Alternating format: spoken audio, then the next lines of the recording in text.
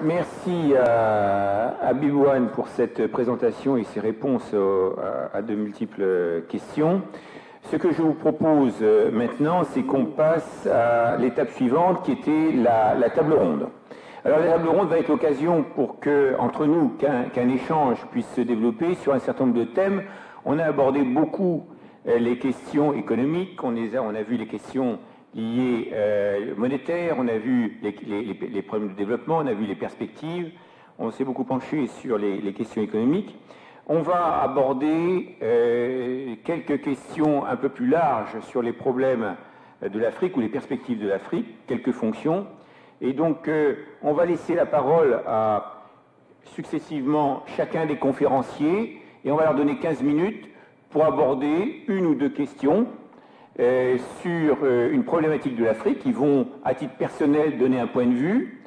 Et puis ensuite, on passera la parole pour que ça permette d'engager un débat, poser des questions, élargir les thèmes qui ont été abordés, qu'une réflexion un petit peu plus élargie puisse s'engager. Voilà ce que je vous propose. Yves, on commence ? Merci. Merci beaucoup. Je remercie d'abord l'Assemblée pour les différentes questions parce que il m'a semblé ici qu'il y a un souci réel de trouver une solution ou des solutions. Et comme Habib vient de le dire, il n'y a pas une solution, il y a des solutions dans une Afrique plurielle.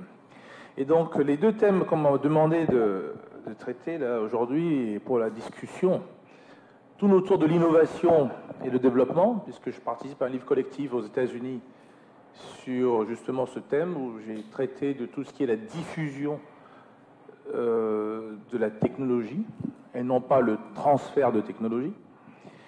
L'entreprise, puisque j'enseigne aussi de temps en temps dans le domaine du management, et l'aide étrangère, ce qu'on peut changer, et éventuellement même, c'est ce que la Chine peut apporter en termes d'aide au développement, puisque vous savez qu'ils ne sont pas loin, les chiffres ne sont pas connus, mais ils ne sont pas loin de dépasser, pour ne pas dire, ont déjà dépassé la Banque mondiale. Alors rapidement, l'innovation. Avant de parler d'innovation, de quoi parlons-nous? Il faut se nourrir, il faut se vêtir, il faut se soigner, il faut dormir. C'est 4 grandes activités dans le domaine industriel où l'Afrique n'est pas présente. Prenons-en un. Il faut dormir. Ça suppose qu'on fasse un bâtiment, une maison. Je me suis occupé de ce domaine pendant quelques années et je me suis aperçu que le coût d'une brique de ciment en Afrique peut monter de 1 à 40, 1 à 50. Ciment Gabon, Ciment Cam, Zimbabwe, c'est moi qui ai fait ces projets. Et on a un gros problème là-dessus, puisque Habib a touché l'environnement. Je vous donne un exemple rapidement. On a eu la CDC, qui est une compagnie anglaise, publique, qui vient pour privatiser, vous entendez bien, une compagnie publique, qui vient pour privatiser le Sri Lanka Cement Plant. L'entreprise privée, publique à l'époque, de Zambie. Alors j'ai posé la question simple, comment une entreprise publique peut acheter une entreprise privée qui est en train de l'être? J'ai jamais de réponse. Ce qui est sûr, moi, on m'a sorti du dossier, 2 ans après. Mais quelle était la question? Que cette entreprise envoyait beaucoup de fumée, donc polluait, donc il fallait descendre cela. Beaucoup de budgets ont été mis à disposition, certains passaient par les Nations Unies, l'ONU entre autres, pour aller mettre des filtres, c'est des gros trucs, dans ces usines pour justement empêcher de polluer. On fait nos calculs, on s'aperçoit, mais attendez, c'est gentil votre histoire de ne plus polluer, mais voilà le prix à la sortie du sac de ciment multiplié par 3 ou 4. Ce qui fait que la population, classe moyenne ou pas, ne peut plus acheter, et l'entreprise ferme au bout de 5 ans. En réalité, qu'est-ce qu'on fait? On attend seulement 1 an, l'entreprise a une situation déficitaire relativement importante, et alors on privatise. À quel prix? Écoutez, divisé par 3, 5, 6, 7, la valeur réelle de cette entreprise cimentière, qui à l'époque avait 4000, 4500 personnes qui travaillaient. On est venu, la proposition qu'on a faite, j'essaie d'être concret parce que toutes ces histoires c'est bien, mais revenons un peu à ce qui se passe. Dans le ciment, vous avez 2 choses, le ciment blanc et le ciment gris. Vous connaissez tous le ciment gris, vous ne connaissez pas le ciment blanc, mais regardez tout le monde arabe, vous allez voir que tout est blanc là-bas. À cause du soleil d'ailleurs, ça diminue la température par 2 pratiquement. Et c'est un peu plus cher en termes de fabrication, mais c'est idéal. Et on avait proposé que les Zambiens fassent cela. Interdit par la Grande-Bretagne, qui a refusé net.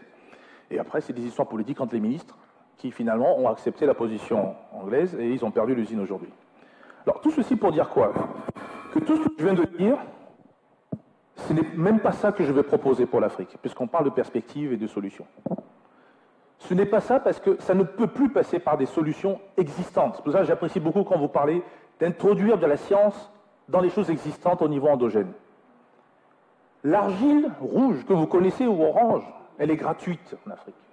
C'est le matériau le plus beau que Dieu ait pu créer pour ce sol. Sachez que c'est de 1 à 70 quand je fais une brique avec ça, que n'importe qui peut faire, il n'y a pas besoin d'une classe moyenne, n'importe qui peut faire, il faut un four 800-1100 degrés. C'est un four à pizza, pas plus compliqué que cela. Vous le sophistiquez, ben vous en ferez plus de briques, c'est tout. Un architecte pour pouvoir construire n'importe comment, vous avez votre maison. 8 à 10 millions de francs CFA, vous avez une maison, 3 pièces, 80 mètres carrés. Le ciment, c'est 50 millions. Vous voyez bien ce qui se passe. Hein. Bon, est-ce qu'on n'a pas eu des structures, institutions africaines qui faisaient ce genre de choses? Si. Plan d'ajustement structurel, les ont démantelés un par un. On est toujours uniquement dans dormir. Imaginez quand je vais rentrer dans l'agriculture, etc. Alors tout ça pour vous dire pourquoi il faut absolument que l'innovation arrive. Parce que cette innovation doit se faire en nanotechnologie. On doit descendre au niveau le plus petit pour pouvoir extraire de là toutes les possibilités possibles localement et les restructurer dans une chaîne de valeur qui ne se limite pas à la production mais à la formation. Aucune université ne doit plus pouvoir en Afrique aujourd'hui ne pas travailler la nanotechnologie. Est-ce que vous savez que le gombo est le meilleur des légumes? Il en faut 5 ou 6 par jour pour le transit intestinal. Alors imaginez ce que dépense Mérieux ici pour vous donner des médicaments qui vous ramassent le ventre. Un exemple parmi tant d'autres. Non, mais c'est des petits exemples de rien du tout. Je me suis occupé de l'OAPI, l'Organisation africaine de la propriété intellectuelle. Vous ne pouvez pas imaginer le nombre d'innovations, d'inventions que font les Africains. Breveter, 1 million, il faut payer CFA à 1,8 million. Il faut être concret dans tout ce que je vous dis. Vous savez ce qui se passe? Les fonctionnaires, je ne vais pas les dire toutes, parce que j'ai des amis là-bas encore, mais quand les Japonais passent par Douala à Yaoundé, puisque c'est à Yaoundé, ben, écoutez, 1 million, il n'y a pas de police pour vérifier. Le Japonais dépose 10, 20, 30 millions sur la table, cash dans un bar de Yaoundé. Vous savez, l'innovation, l'invention, elle est déjà partie hein, au Japon. C'est les réalités africaines. Hein. Je ne veux pas parler de mot corruption, parce que ça ne veut rien dire en fait. Il faut l'expliquer comment ça fonctionne. Alors quand cette innovation n'est pas possible parce qu'elle n'est pas structurée par des institutions, vous ne pouvez pas par définition faire des affaires. Deuxième partie de la question qui m'a été posée. Il ne s'agit pas seulement de créer des entrepreneurs ou des gens, des écoles de commerce, il en faut, ce n'est pas le problème en soi. Je dépasse même cela. Pour le faire, il faut un environnement qui permette cela, conducive, comme disaient les Anglais, un climat d'affaires. Alors, ça touche un problème de fond. Ce climat, il faut le structurer. Il a parlé tout à l'heure de code minier. Moi, je suis plus dans le domaine investissement. Prenez le code des investissements. Code forestier, mais vous tombez à la renverse. Mais si vous cherchez un espace où tout est fait... Je vais prendre un mot français qui est encore plus joli. La passoire. Voilà. Vous prenez une passoire pour essayer de faire et d'arrêter que l'eau passe. Alors là, vous allez vous amuser. Mais nos codes d'investissement, nos codes miniers, la plupart de nos codes sont comme ça. Vous croyez que c'est fait parce qu'ils sont fous, mais ils ne sont pas fous du tout. Je peux même vous dire que dans certains cas, les trous de la passoire sortis d'usine sont grossis pour que l'eau passe plus vite. Ça veut dire quoi? Que quand il vous disait tout à l'heure que les contrats sont faits et que les États gagnant-gagnant avec la Chine devraient exiger, il a entièrement raison, sauf il y a 2 contrats. Il y a 2 contrats. Il y a un contrat qui stipule que je vais acheter le sol à une somme symbolique, généralement pas chère, tous les journalistes vont se lever et vont râler, et puis un autre contrat qu'on ne voit pas, et qui rentre dans les poches que vous connaissez, dans les 2 sens. Vous savez, la crise financière, j'ai même fait un bouquin dessus, je vous conseille de le lire d'ailleurs, c'est pas une histoire en l'air, c'est que tous nos, entre guillemets, dirigeants ou qui sortent de l'argent, en tout cas sous forme d'évasion fiscale ou pas, ne vont plus aux États-Unis, ne vont plus en Europe, ils vont en Chine, HSBC. Et c'est super bien protégé. Et ça passe par quoi? Les bons trésors américains, donc en dollars. Donc, ce que je veux vous dire, On est dans un monde global, ça a été dit tout à l'heure, et si on veut revenir à ces histoires d'entreprise, de création d'emplois, etc., il faut penser innovatif. Donc, je l'ai dit déjà pour ce qui est de le contenu technologique, parce que c'est ce qui manque. Hein. Quelqu'un parlait de chercher la solution. C'est le contenu technologique. Vous rentrez chez vous au village, occupez-vous pas des politiciens, etc. Vous regardez ce qui se passe. Ne venez pas jouer au grand Dieu, encore moins aux colonisateurs, parce que vous allez vous faire jeter. Mais trouvez comment vous allez soit réduire le coût de transaction, coût de facteur, et vous allez trouver, vous avez le cerveau pour ça, vous allez trouver vite fait quelque chose qui ne va pas, vous allez trouver. Et les gens sont contents pour ça, et ils demandent d'ailleurs ce conseil. Deux, vous améliorez en apportant une technologie. Vous ne pouvez pas venir faire 10 ans, 15 ans à Lyon et ne pas sortir une technologie de cette ville, c'est une des plus grandes de France en termes de technologie. Tout secteur confondu, services, production, etc.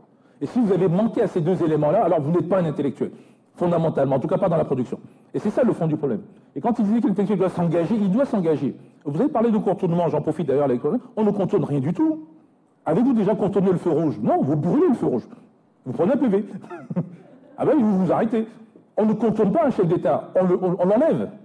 Ah oui, c'est pour ça qu'il disait tout à l'heure qu'il faut un groupe d'intellectuels, à un moment donné, se lève ou s'organise, se structure, d'abord en interne, parce qu'il ne faut pas oublier qu'on se tape sur la gueule tous les jours aussi, hein. Et à ce moment-là, donne un niveau de compétence exigeable. Et ça va faire monter tout le système. Sinon, c'est la médiocrité. Et de m'écritiquer, vous avez tout ce que vous connaissez, la corruption, etc. Donc, je vais en finir avec cet aspect de l'entreprise et de l'innovation. On peut aller beaucoup dans le détail. On a fait tout un papier dessus avec les gens de la Banque mondiale où je leur ai bien dit, vous savez, ne vous trompez pas, hein, il n'y a pas de transfert de technologie. Il n'y a que la diffusion de la technologie. Je peux vous donner tous les secrets de la bombe atomique, vous ne saurez rien en faire. Il faut que vous ayez une capacité de l'absorber, éventuellement de le modifier, et d'en faire ce que vous voulez. Les voitures chinoises, prenez les voitures japonaises en 60-65 au Togo ou dans l'Afrique de l'Ouest en général, mais c'était de la camelote. Vous prenez ça, vous ne faisiez pas 10 mètres. Les freins, au bout de 1 mois, il n'y avait plus de freins. À tel point, même Peugeot faisait ça d'ailleurs, à tel point qu'on faisait des freins pour Peugeot au Ghana. Les Nigérians ont trouvé l'astuce, ils font les mêmes freins 3 semaines. Alors Peugeot a dit, écoutez, ça ne va pas, je fais l'usine là-bas. Il a délocalisé.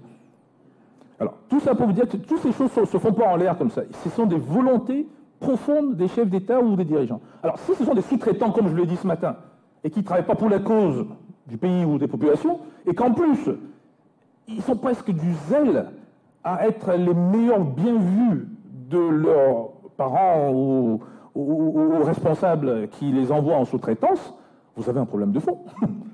On revient à la démocratie, au problème politique qui a été soulevé, il faut les remplacer. Bien sûr, pacifiquement. Donc vous rentrez dans tout le débat de la démocratie, sur lequel je ne veux pas rentrer, où il faut de la légitimité. Alors, troisième point très important qui a été soulevé, on m'a parlé de l'aide étrangère. Oui et non. Non, je vais vous dire pourquoi. Là, je parle en tant qu'économiste. Il faut arrêter de parler en tant que tel de l'aide étrangère. Il faut parler de quoi? Il faut parler des ressources non génératrices d'endettement. Je vais m'expliquer. Ressources non génératrices d'endettement. C'est quoi? C'est d'abord tout ce qu'achète et tout ce qui vend un pays, donc le solde commercial que vous retrouvez dans la balance des paiements d'un pays. Bon, c'est une somme, si c'est positif, tant mieux, c'est une ressource. C'est tout l'investissement étranger direct. S'il se lève et qu'il veut investir au Togo, quelque part, c'est pas mal. Quoi qu'il faut discuter, qu'est-ce qui fait du profit? Parce que s'il ne réinvestit pas le profit dans le pays, il vient extraire de manière intelligente. Les investissements en portefeuille, c'est-à-dire que bon, vous rentrez dans les actions de telle ou telle société, si vous apportez technologie, savoir-faire, etc., aucun problème. Mais si vous y entrez, ce qui est le cas par exemple un projet que j'ai fait au Mali, où une grande société est venue, a investi dans un système de matière de construction, pour développer les briques dont je parlais, quand ils ont eu l'usine, l'espace, ils l'ont fermé, ils ont voulu faire un hôtel. On a beau râler, ils disent écoutez, vous n'êtes plus propriétaire. Faites bien attention à tout ça, hein. Je peux l'acheter pour ne pas faire ce que vous voulez. Donc ça, c'est l'investissement en portefeuille. Donc je montre un peu toutes les déviations possibles et inimaginables. C'est la même chose au Sud-Soudan. Ils sont venus faire la guerre pour couper le pays en 3, Darfour, Sud-Soudan et Hérault. Et au Sud, c'était bourré de pétrole. Ils l'avaient vu avec les satellites. Maintenant qu'ils demandent au Sud-Soudan, écoutez, c'est eux qui vont exploiter alors qu'ils ont le titre foncier. Le Sud-Soudan a dit non. À tel point que le Sud-Soudan qui a engueulé le Nord musulman a trouvé une alliance pour faire sortir les gens de Wall Street. Surtout de Wall Street d'ailleurs. Quatrième point important, l'aide dont on parle, publique au développement. Voilà cette fameuse aide.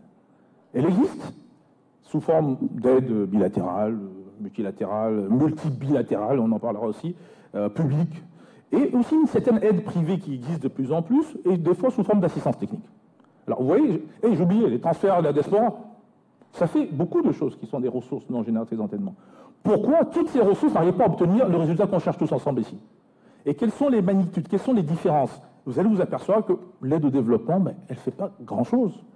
Dans beaucoup de pays, le Mali, justement, un exemple ici, la diaspora donne plus que l'aide au développement. C'est pour ça que le président malien dit, mais dites, vous voulez que je fasse sortir les gens de chez vous, mais attendez, ils m'envoient de l'argent tous les jours. Je vais quand même pas aller couper l'herbe sur lequel, bon voilà. Alors, tout ça pour dire qu'il faut bien parler de ressources non génératrices d'endettement, ne pas se limiter à cela, à voir les effets réels qu'il y a derrière, parce que si j'investis pour chez vous, quelqu'un a dit tout à l'heure que les Chinois n'achètent plus, c'est faux, toute la rue principale de Dakar appartient aux Chinois. Sauf, quand ils rentrent dans le magasin, ils vous regardent, c'est combien votre stock? Ils doublent. Ils vous laissent dedans. Vous faites 6 mois à 1 an, ils vous virent. Ils ne mettra jamais un Chinois. Ils mettent un autre Sénégalais plus dynamique. Et qui accepte un prix encore moindre. Et c'est ainsi que petit à petit, le gars, sur la différence qu'il fait, ça diminue, ça ne lui appartient plus. On a attaqué le président Wade là-dessus. On a dit, vous êtes en train de vendre le Sénégal. D'ailleurs, j'ai fait un des bouquins, un des titres de l'introduction, c'est l'Afrique n'est pas à vendre. Un exemple parmi d'autres, on pourra parler de Madagascar.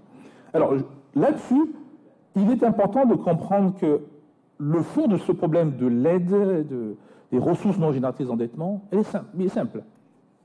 Comment faire pour que l'Africain, les Africains, puissent participer aux décisions? C'est tout. Faites bien attention à cela, parce qu'une ONG qui est gentille comme tout, qui apporte de l'eau minérale, formidable, c'est pas un transfert. C'est un truc qui est produit à l'extérieur, qui ramène. Ça ne change rien au problème. 50 ans au Mali de coton, 3% de transformation, un des meilleurs cotons. 3%. Qu'est-ce qu'a fait Dagris? Qu'est-ce qu'a fait Bolloré? Bon, je ne vais pas dans le détail, vous comprenez. Je ne veux pas aller dans le domaine médical, mais Rieu et Tétra, ils sont ici. J'ai même fait une interview pour une fois. Donc, il y a un vrai problème de refuser de travailler en partenariat intelligent. Intelligent. C'est même pas gagnant-gagnant. Intelligent. On ne peut pas travailler avec quelqu'un et le massacrer, parce que demain, il est consommateur. Le plus grand des capitalistes, il s'appelle Ford. Vous peut-être le connaître. Et personne ne le dit d'ailleurs. Pour ça, je suis capitaliste avant tout. À mon sens, c'est pas le capitaliste du mort. C'est le seul qui a doublé le salaire des ouvriers, en leur disant, je double tout, vous achetez Ford, ma voiture. Votre voiture, c'est vous qui fabriquez. Mais tout le monde était riche, tout le monde avait sa voiture et ça fonctionnait.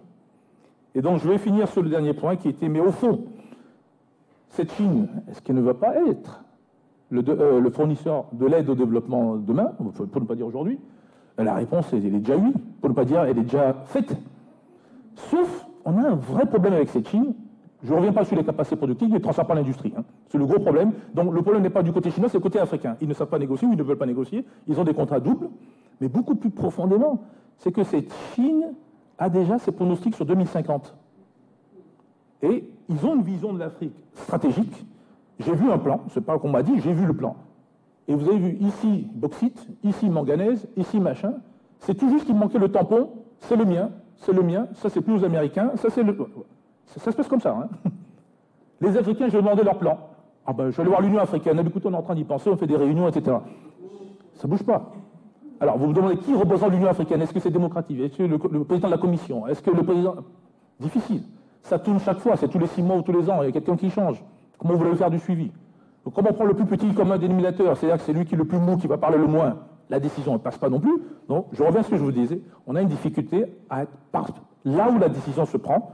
Et je finirai là-dessus, c'est que pour se nourrir, vêtir, dormir et autres, ce sont des forces à mettre en mouvement.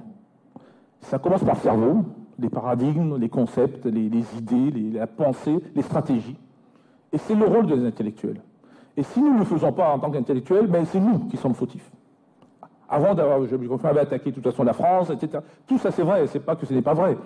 Mais quelque part, où sommes-nous? Ceux qui auront pu faire ça. Alors, il y a des intellectuels, comme on dit, organiques, qui ils rentrent, mais c'est pour manger dans le système. On est entre nous ici. Edem Kodjo était un des plus grands intellectuels togolais. C'est lui qui a créé le parti unique du Togo, il faut le savoir. Les gens ne le savent pas. Bon, dites ce que vous voulez, il a fait quelques bouquins quand même, mais bon, il a créé le parti unique.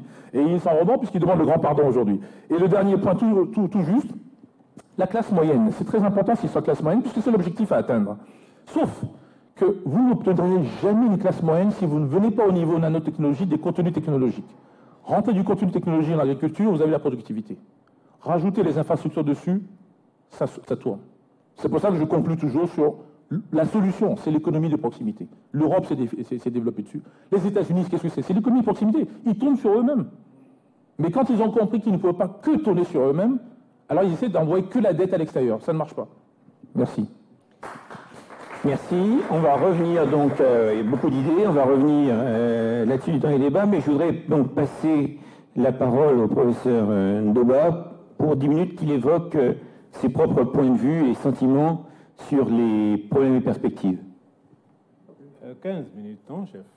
Non, il a plus de temps. Ok, merci. Non, j'essaierai peut-être plus bref. Bien, je vous en remercie. Encore une fois, j'aimerais remercier toute l'assistance et le panel pour le côté fructueux des échanges que nous avons. Mais je me permets d'indiquer à tout le monde, tout particulièrement, combien je remercie Jean Krios, qui a pensé à toute la trajectoire des jeunes économistes formés au Congo dans des conditions extrêmement difficiles, comme ailleurs en Afrique, parce que l'éducation, c'est un des thèmes que je voudrais aborder au travers du rôle de la diaspora. L'éducation en Afrique, la formation notamment dans l'enseignement supérieur, la question a été posée ce matin, mais c'est une gageure. C'est une gageure en ce sens, effectivement, que disposer d'universités ou d'établissements d'enseignement supérieur de qualité était devenu d'autant plus difficile à partir des programmes d'ajustement structurel, puisqu'il était même question, à la limite, de privatiser jusqu'au supérieur. On ne l'a pas assez dit, nous, ici, mais il faut un jour l'évoquer, l'explorer, cette question d'éducation, dès le primaire, dès même la maternelle. Il y a eu, avec les programmes d'ajustement structurel, la logique de libéralisation a conduit à une abondance, à un déploiement infernal d'écoles privées, mais plus médiocres les unes que les autres, et donc incapables de générer, mais pour des générations. Ça handicape, ça hypothèque effectivement même la question de l'élite que nous évoquons. Il semble que pour l'avenir, il faut encore d'autres types d'investissements. Alors, Jean Krios a suivi un itinéraire qui le conduit à être ici avec vous, à coordonner d'une certaine manière tout ceci. Je l'en félicite infiniment puisque on sait d'où l'on vient. Mais avec ses mérites, je pense que c'est l'expression des mérites de ce que devaient être ceux de la diaspora, puisque c'est le premier point que je dois aborder, le rôle de la diaspora. Avoir conscience de ce qu'est l'Afrique, savoir que l'on est africain, que l'on vient de là-bas, souviens-toi d'où tu viens, mais en même temps qu'il faut se sentir investi d'une mission, peut-être comme disait France Fanon, qui lui aussi est passé par Lyon ici. Chaque génération doit trouver sa mission, la remplir ou la trahir. On est de diverses générations ici, mais il semble que pour ces premières décennies du XXIe siècle, le devoir des Africains soit, et je parle de devoir ou de mission si l'on veut, la mission de tous ceux qui viennent d'Afrique et qui sont dans la diaspora, avec les statuts divers qu'on a dans la diaspora. Il y en a qui ont la double nationalité, il y en a qui sont des exilés politiques, il y a des étudiants qui sont de passage, il y a plus ou moins des statuts diversifiés en fonction de ce que sont devenus aussi les politiques d'immigration en Occident. Alors, je voudrais dire que, quel que soit le statut que l'on a de ce point de vue, légalement parlant, l'Africain d'origine a un devoir, me semble-t-il, c'est d'abord de s'intégrer dans le milieu, notamment ici en France où il est, et de créer les types de rapports positifs que vous avez ici qui font qu'il y ait cette présence aussi bien de Français de haut niveau, d'expertise, de grande expérience, que des étudiants qu'on a vus ce matin, et que tout cela puisse permettre des transmissions, des échanges, comme cela a été, et c'est le point stratégique que je voulais évoquer là à ce sujet. Les Chinois, c'est ce qu'ils ont fait et c'est ce qu'ils font. Les Japonais, c'est ce qu'ils ont fait. Les Chinois et tous les Asiatiques ont fait ça auprès des Japonais. Les Japonais l'avaient fait auprès des Américains et les Chinois continuent de le faire auprès des autres. Autrement dit, il faut apprendre et prendre ce qui est à prendre et ramener chez soi. Les Chinois appellent ça sinisation. Il faut siniser, c'est-à-dire adapter à la fois aux besoins et notamment à la culture. Alors, c'est donc un travail intellectuel qui suppose qu'on ait une conscience stratégique de ce que l'on fait ici et de ce que l'on peut apporter là-bas. mais de ce que aussi ceux qui sont ici peuvent gagner à ce que vous apportez ici.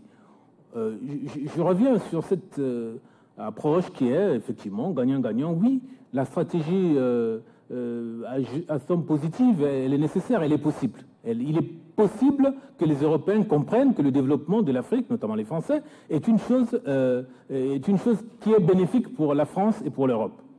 Le pacte colonial leur a interdit d'apprendre et d'en prendre conscience. Le nationalisme a parfois été trop poussé dans certains pays, comme l'Algérie, pour que certains Français qui, par humanisme, seraient disposés, ont peut-être été freinés aussi. Il y a l'idéologie qui travaille, l'idéologie politique aussi, dans chaque pays. Les dernières phases, c'est de l'ajustement structurel, ont créé dans les diverses sociétés des formes d'individualisme et de repli sur soi. Et le dialogue des civilisations, parfois, tourne au choc, comme on le dit, ou bien est présenté comme tel. Les attitudes que les Européens ont aujourd'hui sur cette question de l'immigration, c'est à nous ici, ceux de la diaspora, d'expliquer qu'il est possible qu'il y ait un jeu à somme positive, du gagnant-gagnant, dans la présence de ce qu'on appelle les immigrés ici.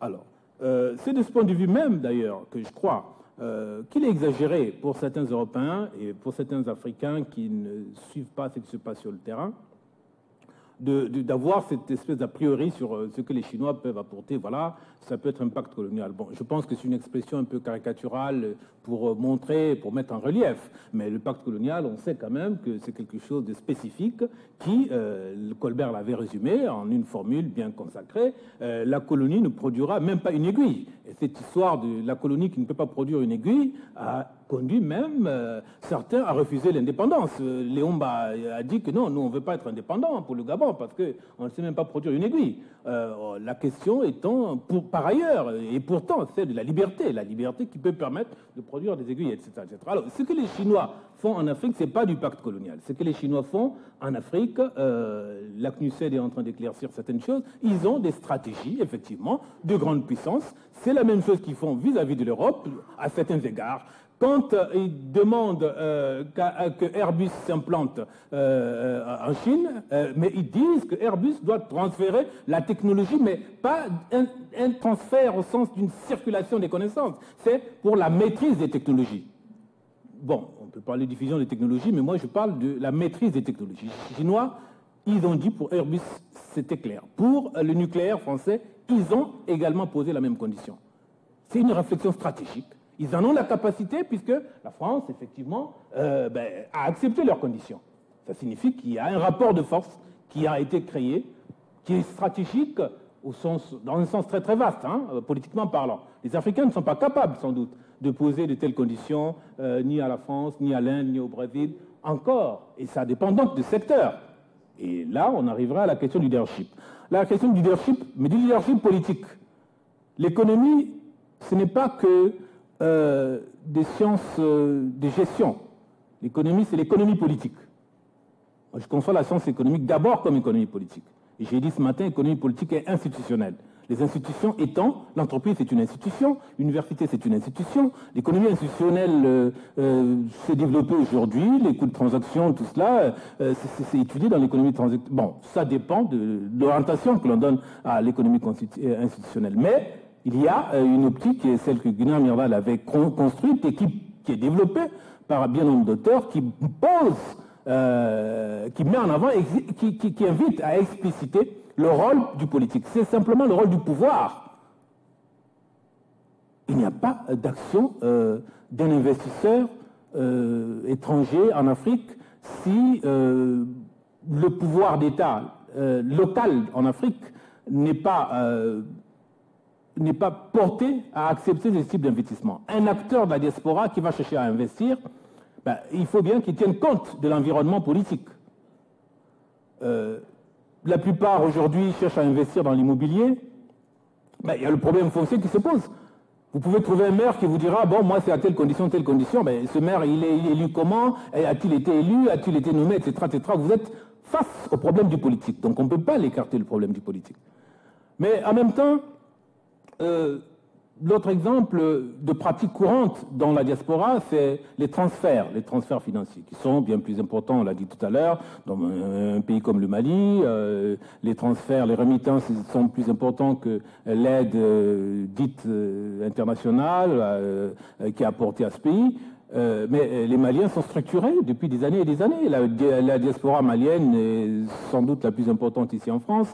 Ils ont, monsieur Wadela, ils ont une politique qui a été élaborée à l'image de ce que les Haïtiens avaient tenté de construire, de penser. Bon, cette idée, le président Konaré l'a impulsée au niveau de l'Union africaine, puisque la diaspora africaine, telle que nous sommes tous ici et à travers le monde, y compris la diaspora des Caraïbes, puisqu'on l'intègre ainsi dans ce sens, a été baptisée 54e région, que je sache. Mais y a-t-il une politique derrière cette idée qui est louable? Pardon? Sixième région, ok. Y a-t-il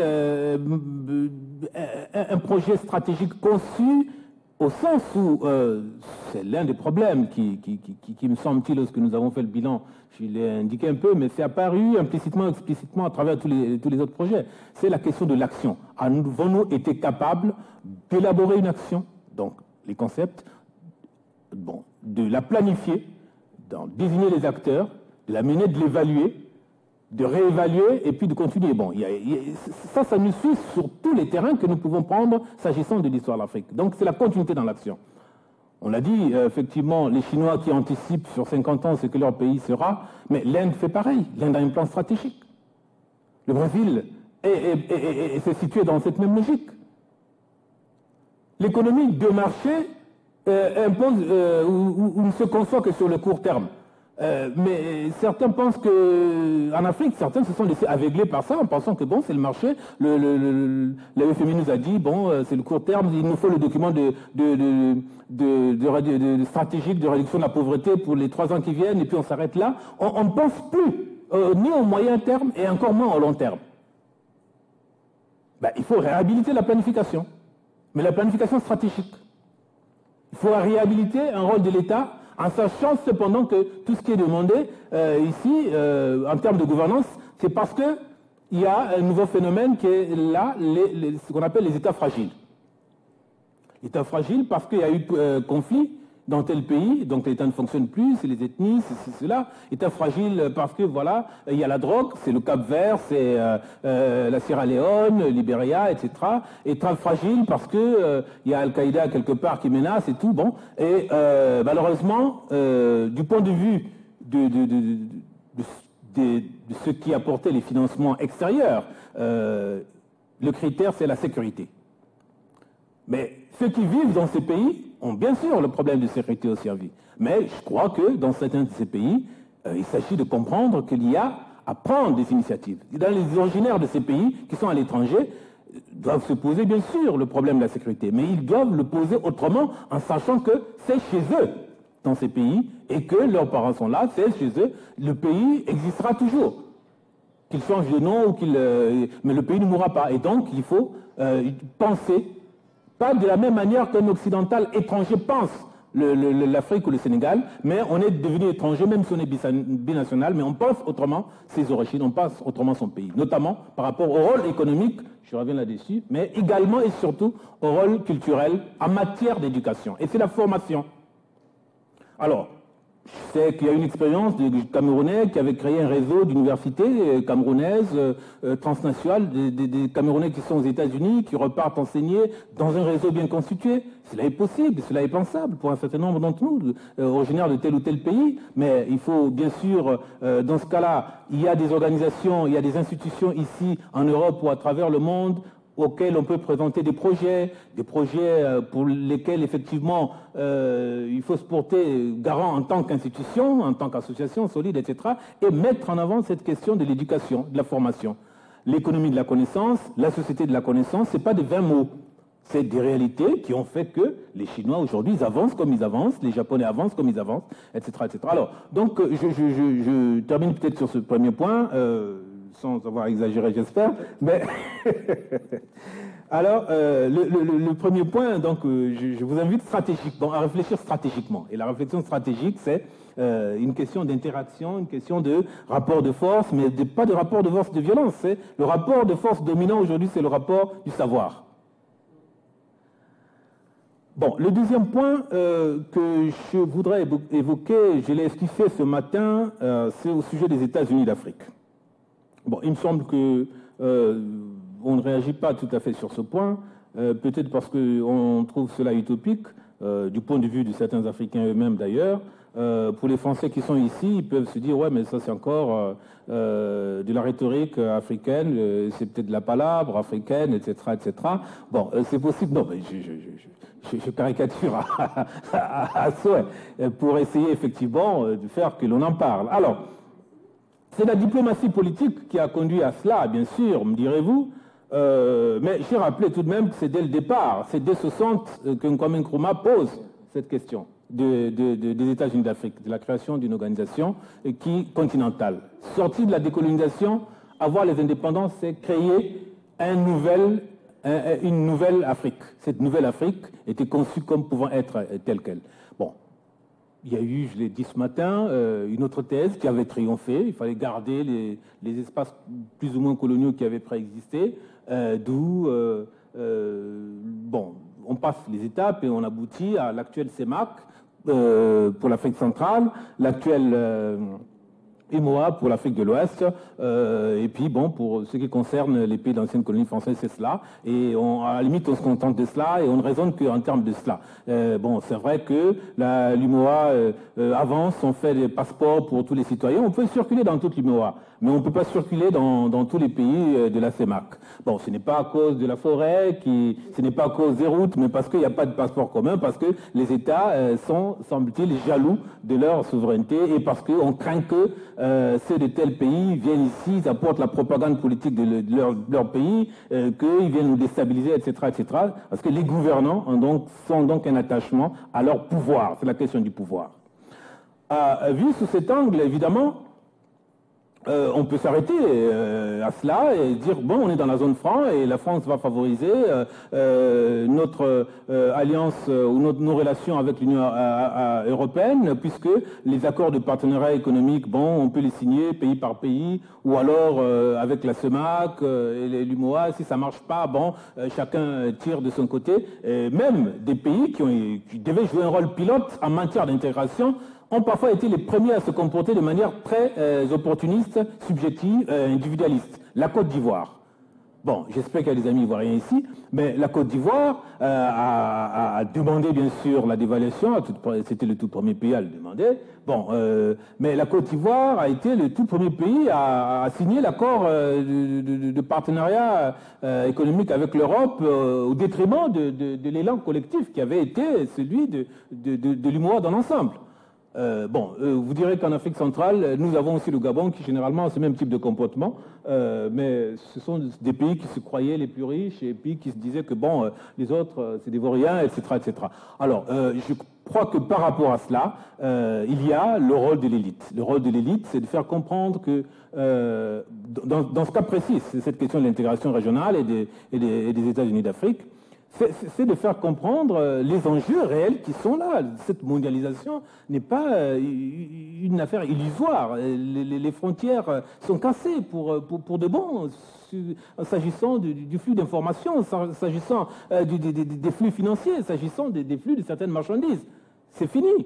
Bon. Revenir à un protectionnisme, cela est peut-être possible. Peut-être arrivera-t-il d'ici, je ne sais pas combien d'années, la crise peut-elle déboucher sur des régimes autoritaires qui ramènent au protectionnisme que l'on a craint. Bon, l'histoire a connu cela. Entre-temps, ici, en Occident, il y a eu un débat sur, voilà, on en est c'est les risques qu'on court, ce sont les risques des années 30. Peut-être qu'on va connaître encore des... Enfin bref, il y a ce débat, mais il faut l'avoir à l'esprit, ce type de débat. Néanmoins, la réalité est que l'ouverture est là et que la possibilité, effectivement, de penser l'avenir, mais c'est en tenant compte de ce que aujourd'hui c'est l'espace, le grand espace qui compte. Et le grand espace pour l'Afrique, c'est pas chaque petit pays pris individuellement. Ça ne peut pas marcher. Ce qu'on peut avoir comme projet économique pour tel pays, la proximité, oui, mais jouons avec les institutions. Si l'espace est large, l'effet des dimensions, On le connaît en économie. Et l'effet de dimension, c'est les grands marchés. L'effet de dimension, c'est les grands espaces. Alors, sous cet angle, et seulement sous cet angle, bon, on sait comment les Européens ont fait leur démarche à partir de cet angle. L'économie, créer la CECA, la Communauté économique du charbon et de l'acier, créer l'Euratom, ensuite les marchés communs. Du marché commun, bon, l'acte unique. L'acte unique, le traité de Maastricht, etc., jusqu'aux limites actuelles qui conduisent certains qui ont le projet européen de manière profonde et idéale, et même idéaliste, à penser que politiquement, il faut continuer sous la forme fédérale.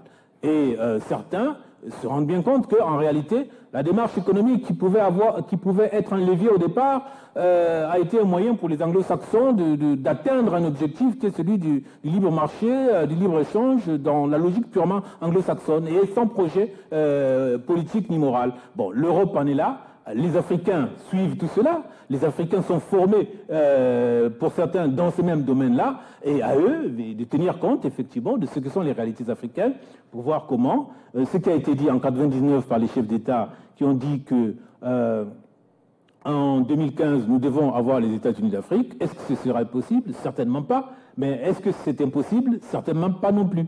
Qu'est-ce qui est faisable? Jouons donc sur le faisable. Alors le faisable, c'est au moins que l'élite, et là nous parlons encore une fois de l'élite, que l'élite qui est consciente se mobilise et travaille sur ce genre d'initiative. L'élite consciente aujourd'hui, on peut parfois en douter s'agissant de l'Afrique. Et parfois, nos amis français qui sont venus en Afrique sur le terrain, j'entends monsieur parler du Sahel, qui a été sur le terrain, et bien d'autres parfois se disent, mais oui, mais ces élites africaines, elles sont parfois plus francisées que nous-mêmes les Français. Parce que nous, on a une culture d'assimilation qui a été telle que les conditions politiques étant ce qu'elles sont, certains se sont carrément distanciés vis-à-vis des missions concrètes à accomplir au niveau de l'élite. Donc il y a un rôle de l'élite, il y a un appel au rôle de l'élite par rapport à ces questions d'intégration régionale. Je m'en tiendrai à cela, mais en disant que cette élite ne peut jouer de rôle véritable que si elle opère ce que je propose d'appeler une révolution copernicienne. Il faut une révolution copernicienne des élites. Des élites qui se disent que autant on a tourné autour de l'Afrique pour aller prendre ses ressources naturelles, pour aller puiser ses ressources humaines dans le passé, il y a longtemps avec la traite négrière, ses ressources naturelles avec la colonisation, avec la période actuelle, autant aux Africains il revient de tourner aussi autour du monde comme le soleil ou la terre et de tourner pour prendre ce qu'il y a à prendre et d'apporter à l'Afrique ce qu'il faut apporter à l'Afrique.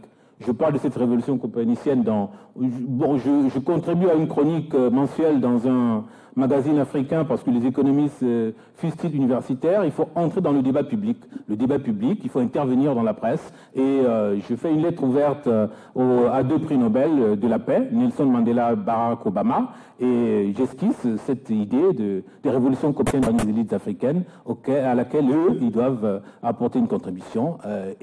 Donc, une révolution copernicienne à laquelle, effectivement, il faut s'inviter les uns et les autres ici, en liaison avec cette idée de leadership nouveau qu'il faut pour l'Afrique. Merci. Merci. Et donc, avant qu'on passe la parole et qu'on engage le débat, je vais passer la parole à Bibouane, donc qui va exposer son point de vue sur ces questions.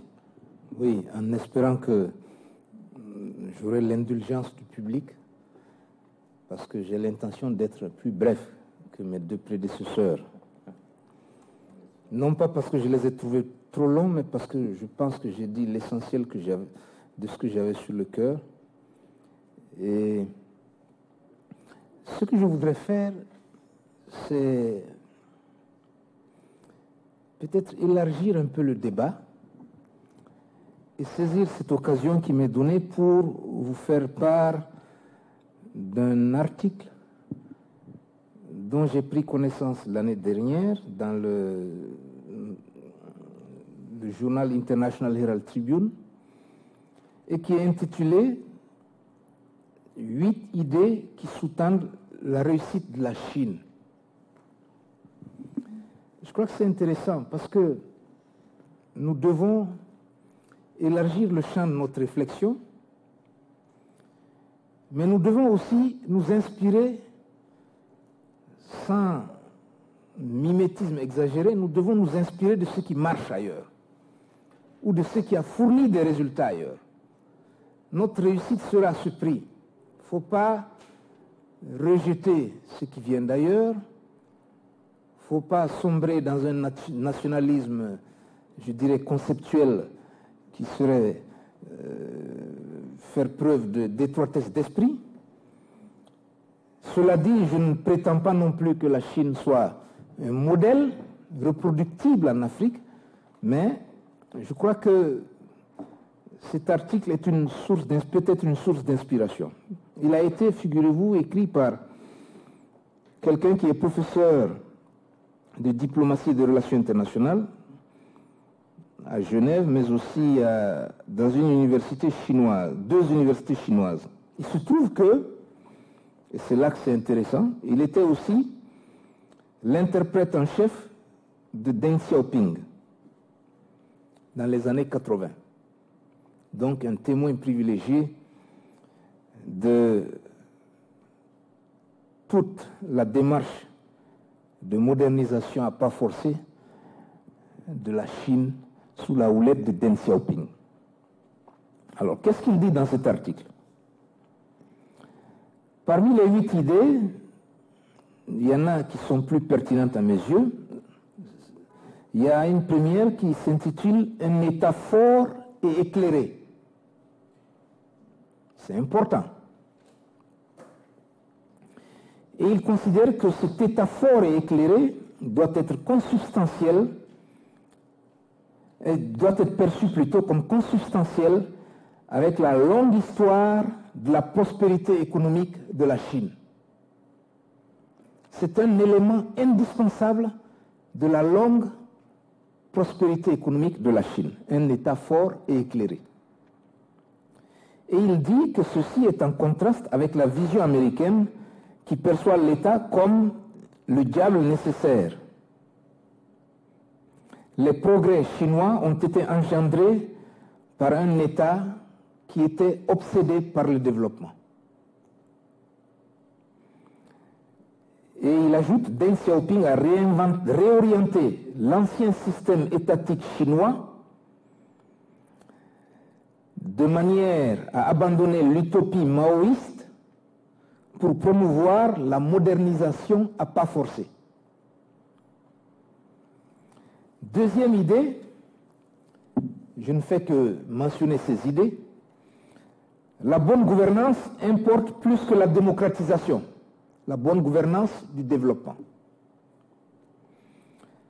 Et il ajoute la nature de l'État, y compris sa légitimité, doit être définie par son contenu, c'est-à-dire par ce qu'il peut fournir comme résultat concret. Et à cet égard, il considère que l'État en Chine a présidé à l'économie dans le monde, l'économie nationale, qui a connu la croissance la plus forte et qui a le plus contribué à améliorer le niveau de vie de ses populations. Des résultats tangibles qui fondent la légitimité de l'État. Croissance la plus forte, historiquement, et amélioration la plus substantielle du niveau de vie de sa population. Troisième idée, la légitimité de la performance. La performance est le critère décisif de légitimation des élites et des politiques. Cela est inspiré, dit-il, par la tradition confucéenne de la méritocratie. L'amélioration de la performance en matière de réduction de la pauvreté et les progrès réalisés en matière d'environnement, par exemple purification de l'air, ont été des facteurs, des critères de détermination des promotions dans l'appareil d'État et dans le système politique. Chacun a été jugé en fonction de résultats de ce type. Quatrième idée, l'apprentissage sélectif et l'adaptation constante. On ne prend pas tout. On ne prend pas tout ce qui vient de l'étranger non plus. Et chaque fois qu'il nous arrive d'importer quelque chose, une idée, un concept, un modèle, une technologie, nous nous efforçons de l'adapter à nos réalités et à nos objectifs. Je crois que ça, c'est une leçon, un aspect important, qui est axé sur la culture séculaire de la Chine, qui consiste à tout entreprendre pour apprendre des autres. Et cette démarche est l'un des fondements du système cognitif de la société chinoise. Cinquième idée, c'est l'importance d'une pensée holistique, entre guillemets, une pensée qui englobe tous les aspects d'une problématique pour éviter de commettre des erreurs. Et cette approche a permis, dit-il, au pays d'élaborer une stratégie de modernisation depuis le début des années 80 jusqu'à ce jour. Et cela aboutit à l'identification de priorités bien précises et au séquençage de la mise en œuvre de ces priorités à différentes étapes des réformes qui ont été entreprises.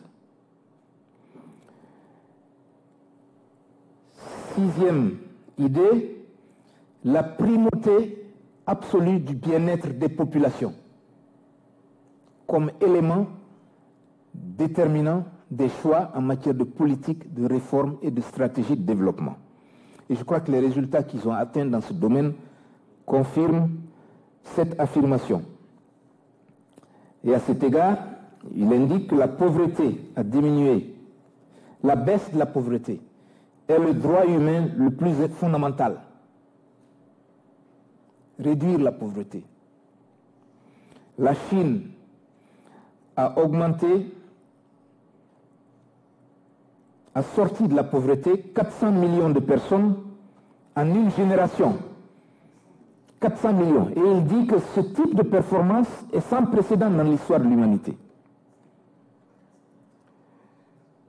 Septième idée, c'est la quête constante de la vérité sur la base des faits.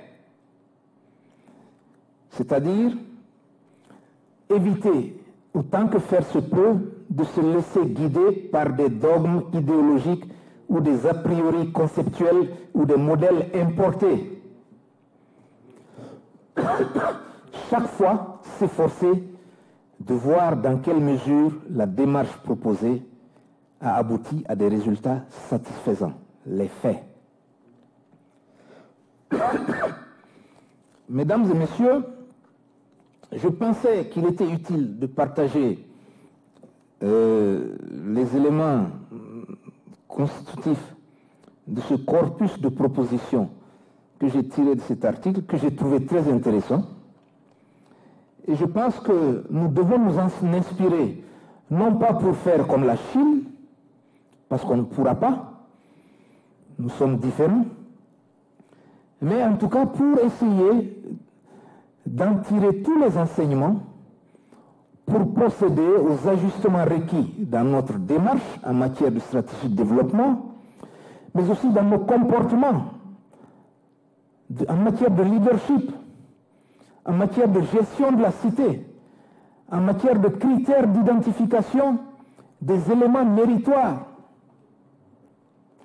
et aussi en matière d'identification des politiques qui permettent de régler définitivement le problème de la pauvreté, de jeter les bases d'une révolution verte et d'une industrialisation conséquente en Afrique. Je crois que ce sont là des éléments qui sont importants, et il termine l'article en disant tandis que la Chine va continuer à apprendre de l'Occident, elle peut aussi, à ce moment, tout mettre en œuvre pour s'inspirer de la fameuse phrase de Deng Xiaoping qui a dit qu'il faut émanciper l'esprit et apprendre un peu plus concernant l'expérience de la Chine et notamment les grandes idées qui ont sous-tendu sa performance exceptionnelle en matière de développement.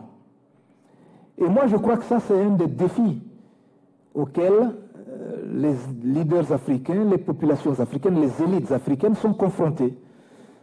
S'inspirer de ce qui a marché ailleurs et s'efforcer de l'adapter à notre contexte socio-économique, à notre contexte socio-culturel, pour susciter des sauts qualitatifs dans la bonne direction, laquelle ne peut être identifiée que par nous-mêmes. Malheureusement, nous avons laissé trop longtemps le soin à d'autres d'identifier cette bonne direction pour nous. Et je crois que le temps est venu de tourner cette page, de nous réapproprier nos politiques, de nous réapproprier nos stratégies, de nous réapproprier l'utilisation que nous faisons non seulement de notre espace, mais aussi de nos ressources à des fins de développement rapide et accéléré. Voilà, à mes yeux, la nature de l'enjeu auquel on est confronté aujourd'hui en ce début du XXIe siècle. Merci.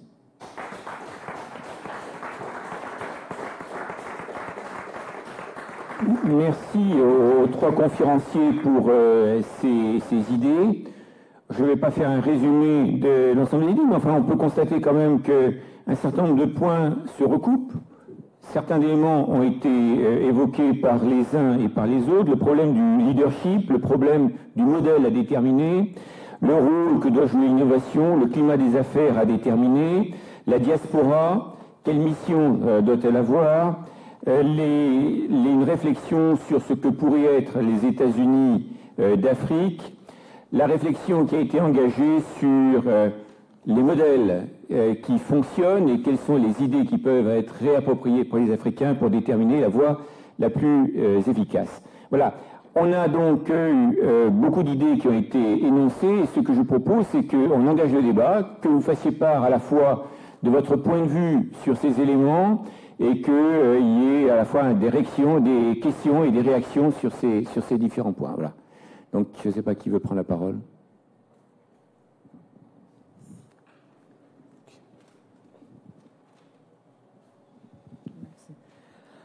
Moi, je voudrais poser une question. Avant de la poser d'ailleurs, je voudrais parler un petit peu, appuyer M. Emaizo quand il a parlé de la Chine.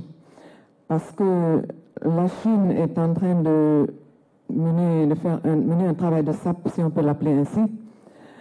Parce que M. Emaizo a parlé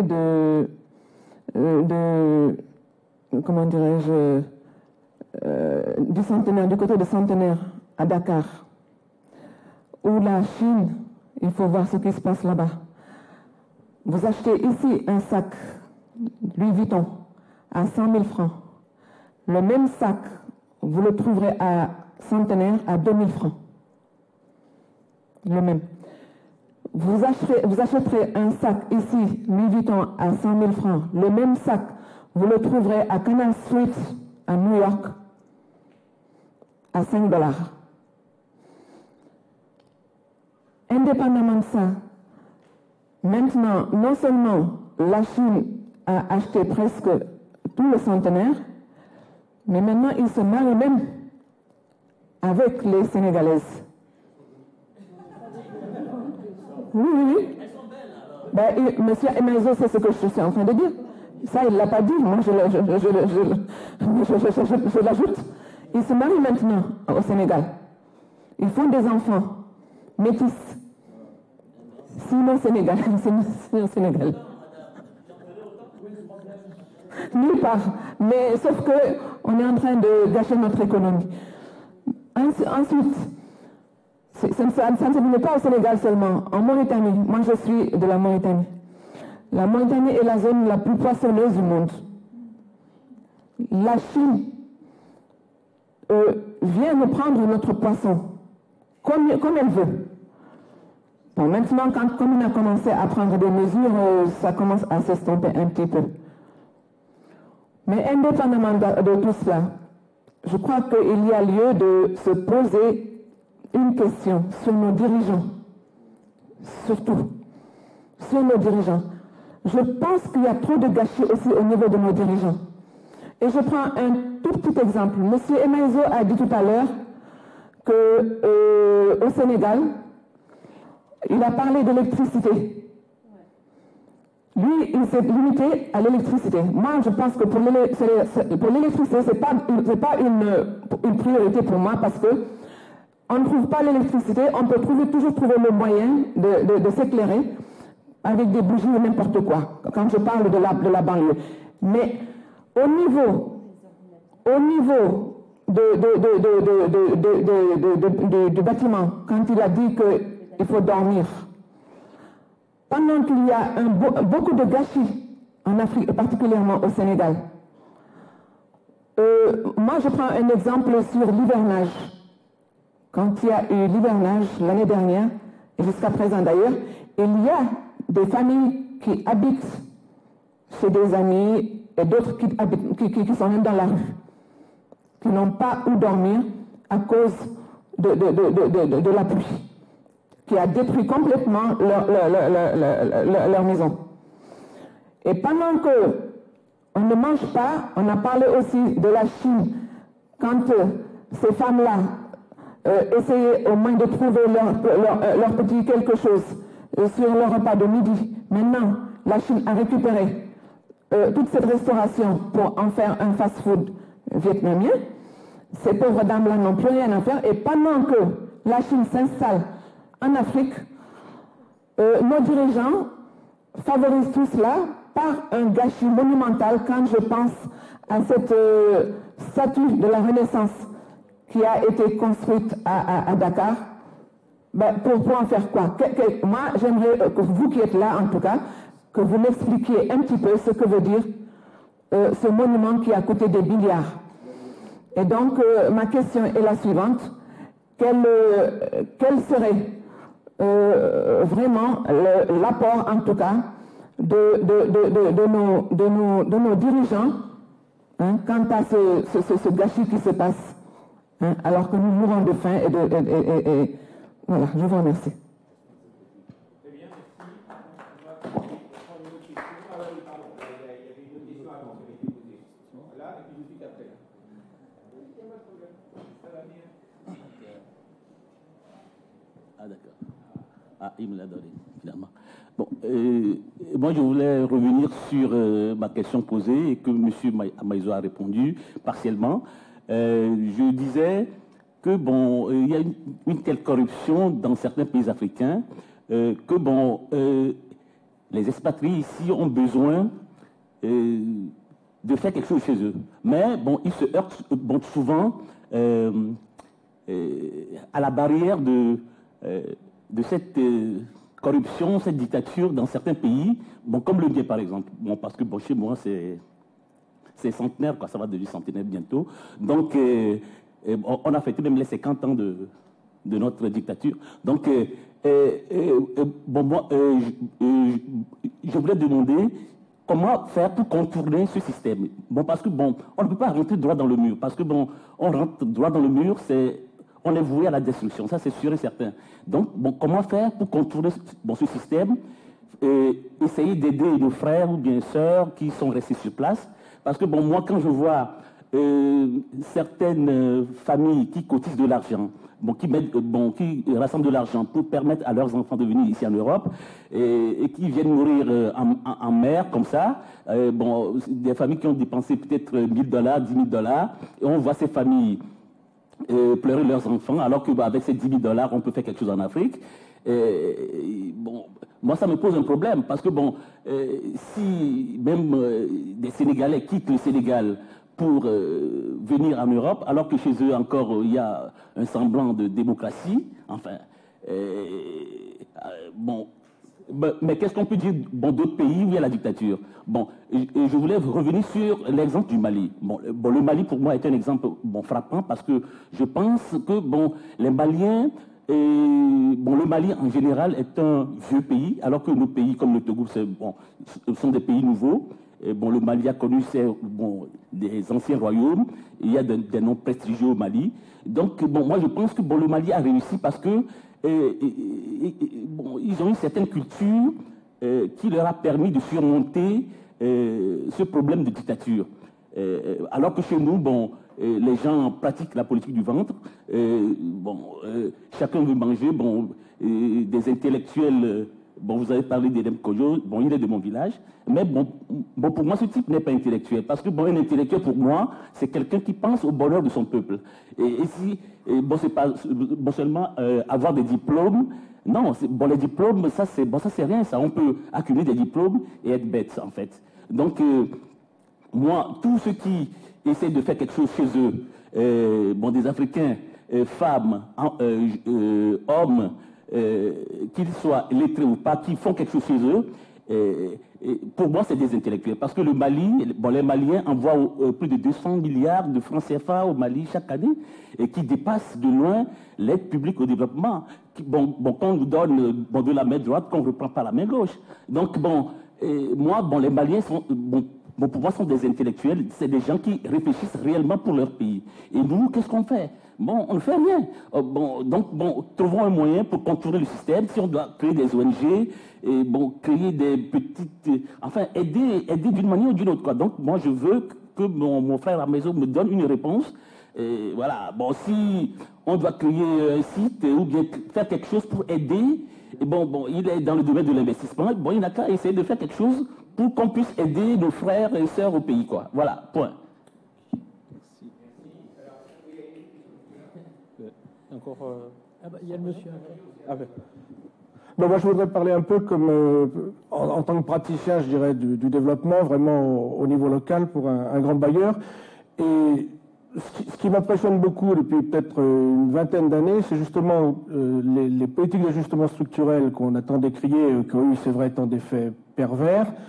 Je me demande si finalement, quand on voit ça 20 ans après, on n'a pas au contraire une grande opportunité et des grandes chances qui s'ouvrent.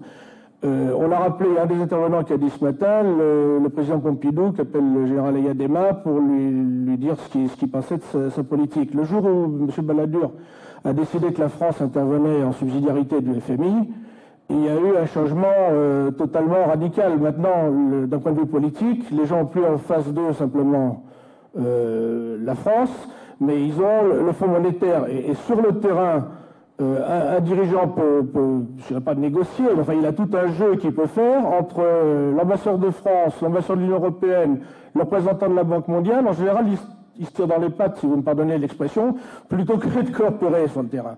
Et plus maintenant les Chinois. Donc du point de vue politique, il y a quand même un grand changement. Du point de vue de la mise en œuvre, autrefois, ce qu'on faisait, il y a 20-30 ans, on faisait essentiellement des projets.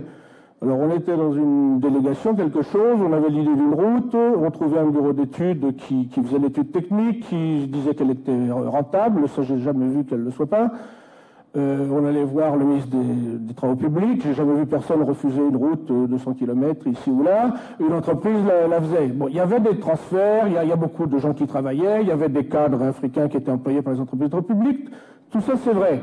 Mais maintenant, quand on est face aux problèmes économiques que le FMI a mis à l'ordre du jour, on a en face de nous, au niveau, les gens du ministère des Finances, les gens de la Banque centrale, et là, on a un vrai dialogue sur les politiques à suivre. Tout la feuille de route du FMI, point par point, on veut privatiser ici, on va faire ça. On a un dialogue, et on a un dialogue, non pas avec des experts, mais avec des cadres nationaux qui sont revenus des meilleures universités aux États-Unis, en Europe ou n'importe où, avec qui on a un vrai dialogue technique, d'autant plus qu'une grande partie des aides, justement maintenant, est modifiée par voie d'aide budgétaire. Ça, c'est un autre débat, on pourrait en dire beaucoup de choses.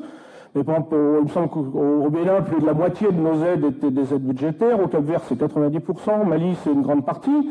Donc là, on a un vrai dialogue. On est obligé de discuter et de suivre ça et de discuter vraiment pas à pas et pied à pied avec les gens. Donc je dirais, il y a une appropriation dans l'esprit un peu de la déclaration de Paris, là, que personne a cité. Donc ça, je pense que c'est quand même maintenant, il y a les instruments, il y a les gens, et on commence même à discuter avec les commissions économiques des parlements, par exemple. Donc on a une vraie appropriation et des vrais instruments pour discuter. Alors la carence, moi je rejoindrai un peu le professeur, c'est le fait qu'il y a un manque de vision prospective. Ça, c'est net. Le plan, c'était considéré par la Banque mondiale, le fonds, comme quelque chose d'un peu socialiste, ça a été éradiqué. Les DSRP, moi je trouve que c'est des documents un peu gentillets, où on discute avec des ONG, la santé, l'éducation. J'ai jamais vu de DSRP dans aucun pays aborder vraiment les problèmes. Donc comment rétablir cette fonction stratégique? Et alors derrière ça, justement, comment rétablir le rôle de l'État? Parce qu'on parle justement des Chinois qui... Pourquoi une dame malienne ne peut pas faire à manger pour moins cher qu'un Chinois? Il y a certainement un problème de contrôle de l'État. Je sais pas, il y a des normes, on a parlé de code minier, il y a des codes sanitaires, il faut une administration. Comment remettre l'État?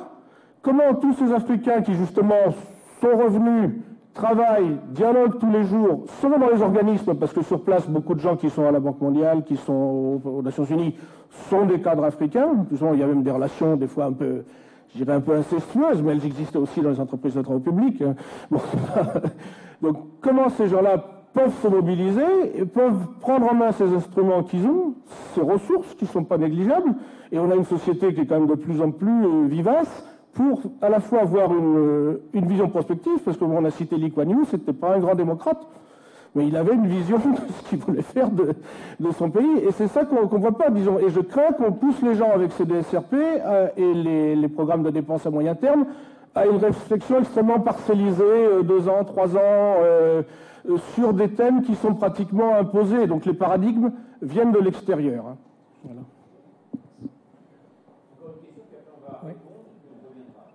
Bon, Serge Vallet, j'ai travaillé 30 ans en Afrique, dans le développement. Alors j'aurais 2 questions à vous poser, très courtes. La première, c'est que je viens de lire que l'aide au développement public s'élevait au cours des 50 dernières années à 1,250 milliards, pardon. Est-ce que c'est vrai? Deuxième question, est-ce qu'en Afrique, comme en Chine, on essaye de développer les classes moyennes, alors qu'en Europe ou en Occident, au contraire, on essaye de les démolir, selon le concept de Brzezinski qui veut qu'on détruise les classes moyennes sur le plan éducation et sur le plan monétaire parce qu'ils sont trop démocratiques. Et troisième, pas une question mais une note plutôt positive, c'est que vous avez dit qu'il faut s'inspirer de ce qui a marché. Or, actuellement, quelques agronomes français, face à l'échec de la double révolution verte, sont en train de s'accaparer des pratiques culturelles traditionnelles africaines, c'est-à-dire les cultures associées, et veulent en faire leur cheval de bataille, et on les entend sauter de joie et sauter en l'air en criant intensification écologique, alors que c'est tout simplement des cultures traditionnelles innovantes que les Africains font depuis 50 ans, silencieusement, dans leur petit coin, et qu'ils tiennent comme ça, à bout de bras, toute l'Afrique depuis des millénaires. Je vous remercie.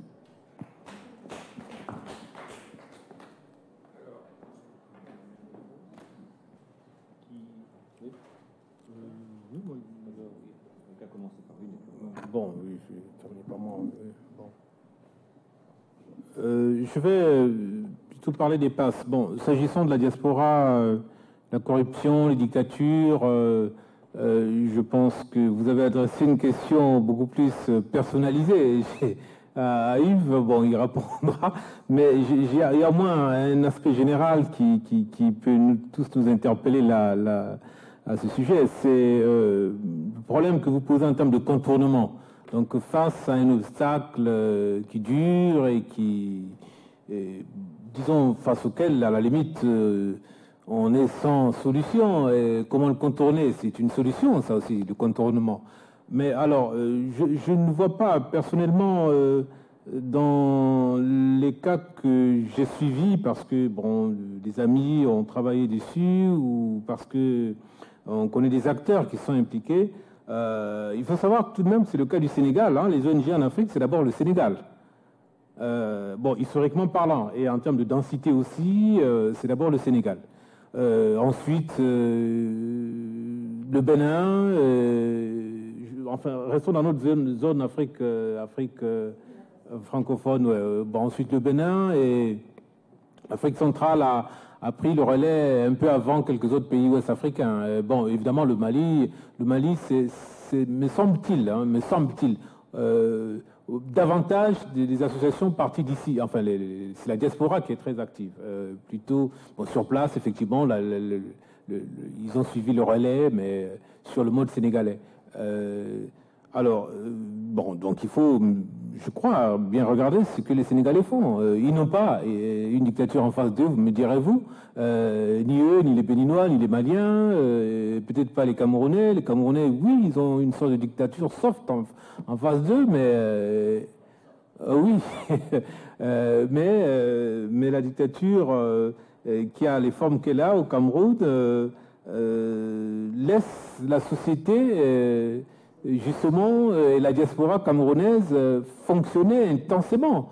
Les mutuelles, les tontines au Cameroun, c'est effectivement cette diaspora. Il y a des banques que les Camerounais ont créées. Rares sont les étudiants camerounais qui ont étudié en France ou ailleurs dans le monde avec une bourse d'État. À l'époque, il y avait des bourses d'État, c'est-à-dire avant les passes. Parce que dans la plupart des pays, il n'y a plus de bourse d'État pour aller étudier. Mais au Cameroun, c'était les tontines. Alors, il y a, je pense, de manière très intelligente que les Togolais, ou ceux qui sont en face des dictatures, comme les Congolais d'ailleurs, peuvent trouver. Mais enfin, bref, il faut réfléchir sur les autres expériences, me semble-t-il.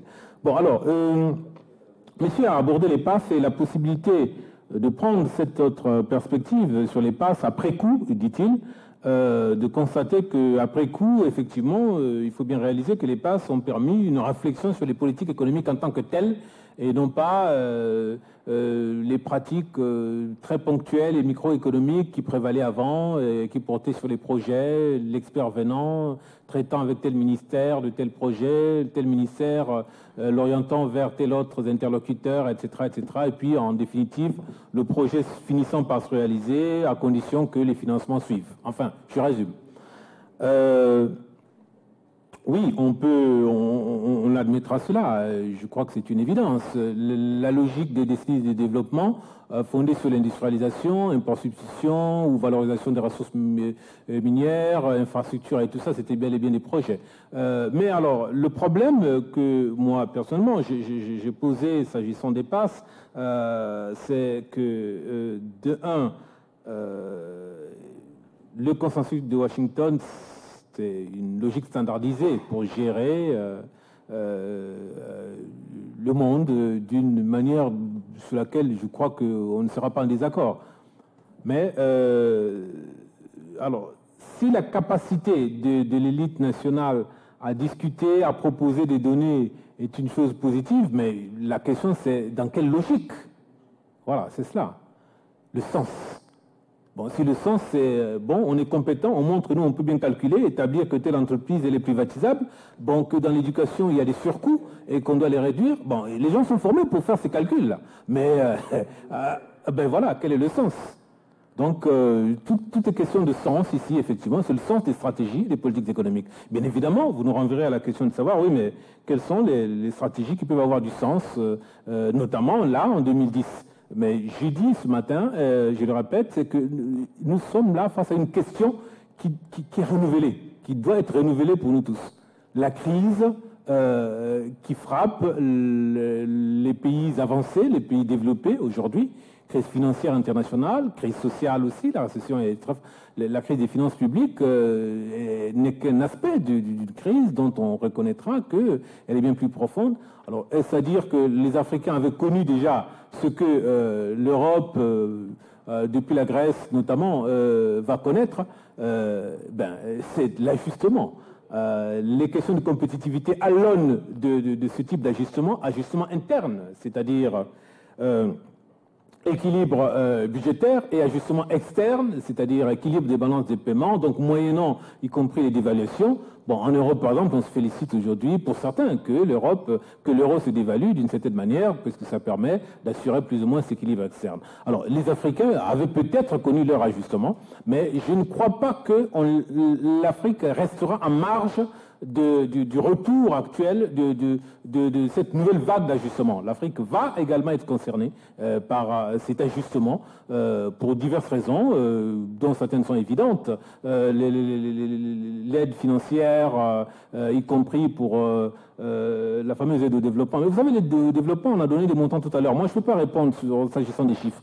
Mais il y a 2 ans, on a fait chanter Bono en Angleterre. Blair a fait chanter Bono pour qu'il y ait de l'aide, etc. Mais les gens se sont rendus compte que cette aide-là ne venait pas. Malgré des moyens aussi folkloriques, mais enfin qui ont peut-être un sens, mais c'était pas venu. Hein. C'est pas tout sur le papier, mais la réalisation, l'exécution, c'est comme les budgets. Voter un budget, d'accord, mais l'exécution, c'est le problème l'ex ante et l'ex post. Qu'est-ce qu'on anticipe, qu'est-ce qu'on réalise en définitive. Et de ce point de vue, ex post, il apparaît bien de choses qui ne sont pas tout à fait... voilà. Alors, je suis d'accord, disons, je suis renforcé dans le constat, dans l'opinion que vous émettez, qui est identique à la mienne, à propos des documents stratégiques de réduction de la pauvreté, des DSRP. Effectivement, c'est du court terme ou du moyen terme et il n'y a pas grand-chose. C'est la lutte contre la pauvreté, c'est des choses empiriques, c'est à la limite ces histoires des ONG, mais il n'y a pas de problème stratégique de développement là-dedans. Ce n'est pas l'industrialisation, ce n'est pas ce que... Alors, vous avez la question que vous nous renvoyez, mais alors on fait quoi? Et l'État, finalement, quel rôle ou comment penser? Toute la question est le comment penser ce rôle. Mais je crains qu'aujourd'hui, on ne soit renvoyé à ce que je viens de dire tout à l'heure. Autrement dit, au fait que l'austérité qui va régner dans les pays bailleurs va conduire à aussi davantage revoir le chapitre de l'austérité pour l'Afrique et les pays du Sud. Cela peut être d'autant plus certain que la plupart des gouvernements dans les pays bailleurs de fonds sont ou seront ou sont en train d'être des gouvernements conservateurs. Merci.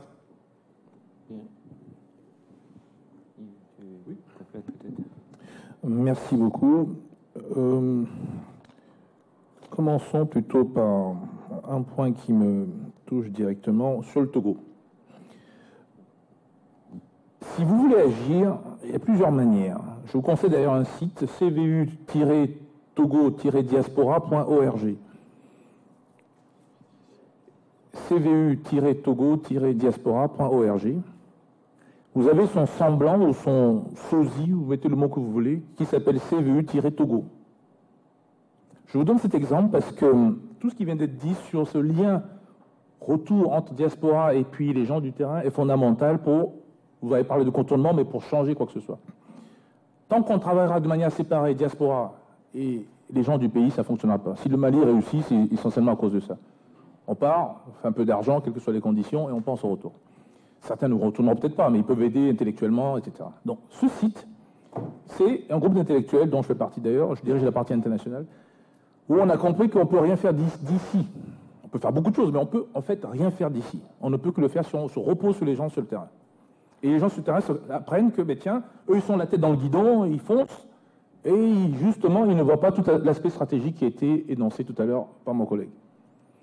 Donc, il faut retrouver cette association-là. Ça, c'est la première. Et un deuxième élément très fondamental, c'est l'éthique. On ne peut pas travailler avec des gens non éthiques. Le Togo a fait, regardez tous les gens qui ont travaillé avec le régime actuel, le dernier étant un ancien de l'ONU, directeur en charge de l'Afrique, au programme des Nations Unies pour le développement. Aujourd'hui, sa crédibilité, si on doit faire du rating, écoutez, on parle de AABBB, lui c'est 000, plus. Voilà, ou ZZZ. Non, il y a un problème là-dessus, et quelque chose qu'il n'a pas vu lui-même. Un gars, mais éminemment sympathique, je veux dire, il faut le connaître, M. Ngbo, le Premier ministre. Mais il n'a jamais pensé un instant, donc il y a une preuve de naïveté, absence de stratégie, comme vient de le dire mon collègue, fondamentale, et pour des gens cultivés d'un niveau extraordinaire. Bon, sur le conseil de Kofi Annan, il faut le savoir. Alors, troisième élément pour répondre encore à votre question, il n'y a pas d'action rapide. Je parle, moi, de résistance marathon. Vous ne savez pas quand tout ça va déclencher. Ce que vous savez, c'est qu'à partir du moment où vous allez diffuser de l'information, du savoir, vous allez remonter le niveau de compétence dans ce que vous exigez de ces hommes politiques et ces femmes politiques, alors oui, le peuple se dit, mais dites, ce n'est plus celui-là que je veux, c'est celui-là. Ils vont commencer à identifier des types. Et ça change très vite. Malheureusement, je suis d'accord avec vous, il n'y a pas de vote démocratique, donc on n'arrive pas à savoir le paysage politique réel dans ce pays-là. Mais ça va venir. Et ça va plus loin. Ça change les gens d'ici. Ça change l'Union européenne. Fondamentalement, les députés, moi j'en ai vu à Paris, mais ils étaient étonnés. Et ils n'arrivent plus à comprendre qu'on ne demande plus un poste. On ne s'intéresse même plus à un poste. Je peux me vous avouer, on m'a proposé le poste de secrétaire d'État à la diaspora, parce que je gueule trop. J'ai dit, écoutez, c'est pas un poste qui m'intéresse à première vue, deux, c'est mal payé, et trois, généralement, ma crédibilité, il n'y en aura plus. Donc, oui, donc, alors ça, c'est le côté, disons, un peu officiel. Alors là, je vais rentrer dans quelque chose qu'il faut le dire ici, puisqu'on est entre nous. Hein. L'Afrique a un autre problème de fond. Moi, je parle plutôt d'agglomération. Quand on parle d'industrie, c'est très intéressant. Là où vous avez des compétences qui se réunissent, tout ça peut créer des synergies. Mais attention, quand ce système de réseautage se met en place et passe par des groupes occultes, informels, souvent d'argent, et tout ça des fois mélangé. Je ne veux pas citer de nom ici parce qu'on ne veut pas d'histoire, mais vous voyez bien de quoi je pense. C'est-à-dire que quand une décision est prise aujourd'hui, DASP, Banque mondiale, FMI ou pas, ça ne se passe pas là, ça se passe ailleurs. Ce sont des frères au sens où ils sont organisés dans des groupuscules, et la décision se prend là-bas. Et quand vous regardez ces groupes et vous allez un peu plus proche, vous apercevez que, mais attendez, vous avez le type de gauche, de droite, vous avez le type riche, le pauvre, ce sont des frères. C'est-à-dire que la règle de fonctionnement est que vous ne touchez pas aux frères ou à la sœur, mais c'est surtout les frères, parce que c'était très macho. Hein. Ce n'est que récemment que le Grand Orient a accepté les femmes. Et donc, qu'est-ce qui se passe? Des décisions importantes sur l'avenir de pays, donc stratégiques, se prennent où on n'est absolument pas intéressé par la vie du peuple, donc pas démocratique par excellence, et on fixe même d'avance qui est le prochain président d'un tel ou tel pays. Je peux vous dire, le cas du Togo vient de décider une semaine à Paris. Alors, nous, les élites, on saute dessus. Hein. Alors, je veux dire pourquoi je vous dis tout ça, mais parce que c'est eux qui décident. Et c'est eux-là, mais certains sont ici, certains sont dans les pays, et il faut d'abord les identifier, et de mettre en cause le raisonnement qui a été utilisé pour arriver à cette conclusion. C'est très facile, il n'y a pas d'éthique, il n'y a pas de démocratie. Et généralement, il n'y a pas de proposition. On demande par exemple des feuilles de route. Donc si vous allez sur ces sites, vous allez voir un peu tout ce qui se passe de ce côté-là, et je le laisserai là parce qu'il n'y a pas de solution toute faite. Deuxième élément, je veux aussi éradiquer tout de suite, il n'y a pas de Zorro. Zorro, c'est dans les films. Hein, Lumumba nous a donné l'exemple, il faut arrêter cela. Il n'y a pas de Zorro. Nkrumah, il fait ce qu'il veut, c'est le cul de la personnalité. Hein, pourtant, j'admire Nkrumah. Il faut stopper tout ça. Mandela, il est génial, mais il est parti un mandat. Hein, il est parti un mandat. Il aura fait 2 mandats, je ne sais pas ce qu'on dirait aujourd'hui. Il faut faire attention à tout ça en Afrique. C'est-à-dire le pouvoir use, hein, qu'on le veut ou non. Puis le pouvoir, au-delà de ça, il y a des réseaux hein, qui tournent autour de ce pouvoir. Et vous savez, il y a des gens qui disent, je suis en haut, le reste qui se passe en bas, écoutez, débrouillez-vous. Donc ce que je veux dire, c'est qu'il y a des réseaux à organiser, à structurer. Donc apprendre à travailler ensemble. Et apprendre à échanger démocratiquement sur des points de vue. Et on remonte au concept, à la pensée, à la vision stratégique qu'il a dit tout à l'heure. Et ça touche tous les secteurs, de l'éducation. Qu'est-ce qu'on veut? Quand j'ouvre un bouquin d'économie, je ne veux plus qu'on me dise que, écoutez, De Gaulle n'a pas parlé d'union ou de communauté. Parce que tout est parti de là. Alors on peut bien râler sur la France-Afrique aujourd'hui, je veux dire, ça part de là. J'ai même envoyé une note aux gens de Sarkozy, on leur dit, mais écoutez, vous comprenez rien à votre propre histoire. C'est la 4e République qu'il faut nous appliquer aujourd'hui, la 5e ne marche plus, sur le problème du franc CFA, par exemple. L'immigration, on l'a dit tout à l'heure, c'est un problème de concept. Qu'est-ce qu'on dit ici? Immigration choisie. C'est 2 choses fausses en science. On ne parle pas d'immigration, on parle de migration. Le monde a toujours circulé dans les 2 sens. Bon. 2, choisie, sélective donc. Mais attendez, c'est un rapport de force. Pourquoi lui va choisir ce qui ne lui plaît pas? Il choisit ce qu'il veut, mais moi je fais pareil. Mais j'ai un rapport de force défavorable, ben je me tais, et je dis non, négocions. Donc ça devient le partenariat intelligent dont parlaient les collègues tout à l'heure. Donc vous voyez, il faut ces 2 choses, hein, l'éthique, le réseautage, et ça se fait de tous les bords, donc chacun doit s'impliquer dans cela. Je passe maintenant aux différentes questions. Alors, la statue au Sénégal, je ne vais pas me mettre le président Wade à dos. J'ai fait un article où j'ai demandé, j'ai titré, ça m'a valu 1 an et demi sans mettre les pieds au Sénégal, Wade est-il normal? C'était sur l'agriculture. Au Sénégal, avant, les semences étaient financées partiellement par l'État. Ce qui permet aux paysans, bien sûr, d'avoir leurs semences qui ne sont pas des organismes génétiquement modifiés, entre parenthèses, donc qui revenaient de stocks généralement locaux, et bien sûr, ça leur permettait de planter, récolter, retoucher leur financement, vendre, et puis le cycle repart. Wade est arrivé, il a arrêté tout le truc, en sachant qu'il y a eu une histoire de corruption dessus, où l'argent qui allait là-bas, il avait pris pour financer sa campagne. En dehors de ce côté de corruption, c'est le principe intellectuel que je ne comprenais pas. Je disais, mais comment un intello agrégé en plus va nous dire qu'on ne peut pas soutenir, en fait, c'est un préfinancement. Ce n'est même pas un don, c'est un préfinancement aux paysans. Il a stoppé. Il a foutu le système arachidaire en l'air au Sénégal, qui appartient maintenant, de guillemets, pour le savoir, aux Chinois, hein, en parenthèse. Il faut le savoir. Bon, je ne vais pas dans le détail là-dessus, mais alors, quand j'ai pu avoir quelques ministres autour de lui pour m'expliquer, etc., bon, vous savez, il y a la partie qui dit il est le plus beau, le plus gentil, Zorro. J'ai dit, écoutez, ceux-là, vous mettez de côté parce qu'on veut parler sérieux. Mais il n'y a pas d'explication. Il n'y a pas d'explication. Donc, je reviens à ce que disait le professeur tout à l'heure. Wade, sur ce plan particulier, n'avait pas de vision stratégique. Ça l'intéresse. Mais ce n'est pas son problème. Son problème était qu'il avait besoin d'argent cash pour financer je ne sais pas trop quoi. Il a vu qu'on pouvait le prendre chez les paysans qui ne peuvent pas râler. Il a pris. Donc, la gouvernance à vue pose un problème. Pose un problème. Et il faut l'identifier en tant que tel. S'il y avait un plan stratégique, comme il dit, au moins sur 7, 10 ans, 15 ans, mais au moins les gens feront attention, dire, mais écoutez, vous déviez un tout petit peu du plan quand même, essayez de revenir dans le truc. Pas du tout. Là, c'est bloqué. Alors, si en plus, il prend ses conseils près des marabouts, vous comprenez que... Bon. Alors, la statue, il faut faire attention. Louis XIV a fait Versailles. Bon. Qu'est-ce qu'on va dire dans 100 ans? Regardez bien sur le plan économique. Il y a beaucoup d'argent qui va rentrer sous forme uniquement de recettes touristiques. Donc, dans 5, 10, 20, 50 ans, que va dire le Sénégal? Si ça fait rentrer des devises dans ce pays, les gens vont aller dans l'hôtel, ils vont visiter, ils vont regarder, il n'y a rien à voir d'ailleurs, mais une statue, puis ils repartent. Mais ils y vont quand même. Le problème de fond, c'est que Wade a demandé, je crois, entre 30 et 35%, pour ne pas dire plus, des droits sur tous les visiteurs qui viennent. Et je ne sais plus le nombre d'années, mais je crois que c'est renouvelable sur 50 ans. Il n'est pas fou, il fait de l'argent. Attention, il n'est pas fou, il défend ses intérêts.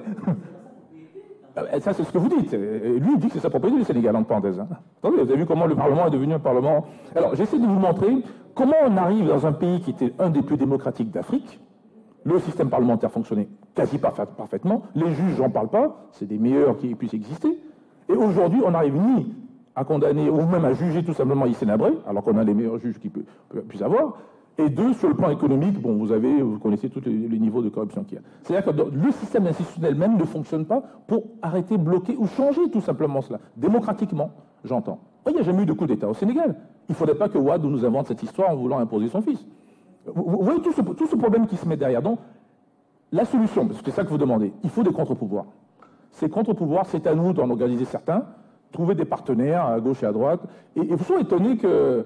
Bon, c'est des indiscrétions, mais un président français, pour ne pas le citer celui qui est là actuellement, si je vous dis qu'il y a 3 ou 4 chefs d'État que je ne citerai pas, il ne supporte pas. Il ne supporte pas.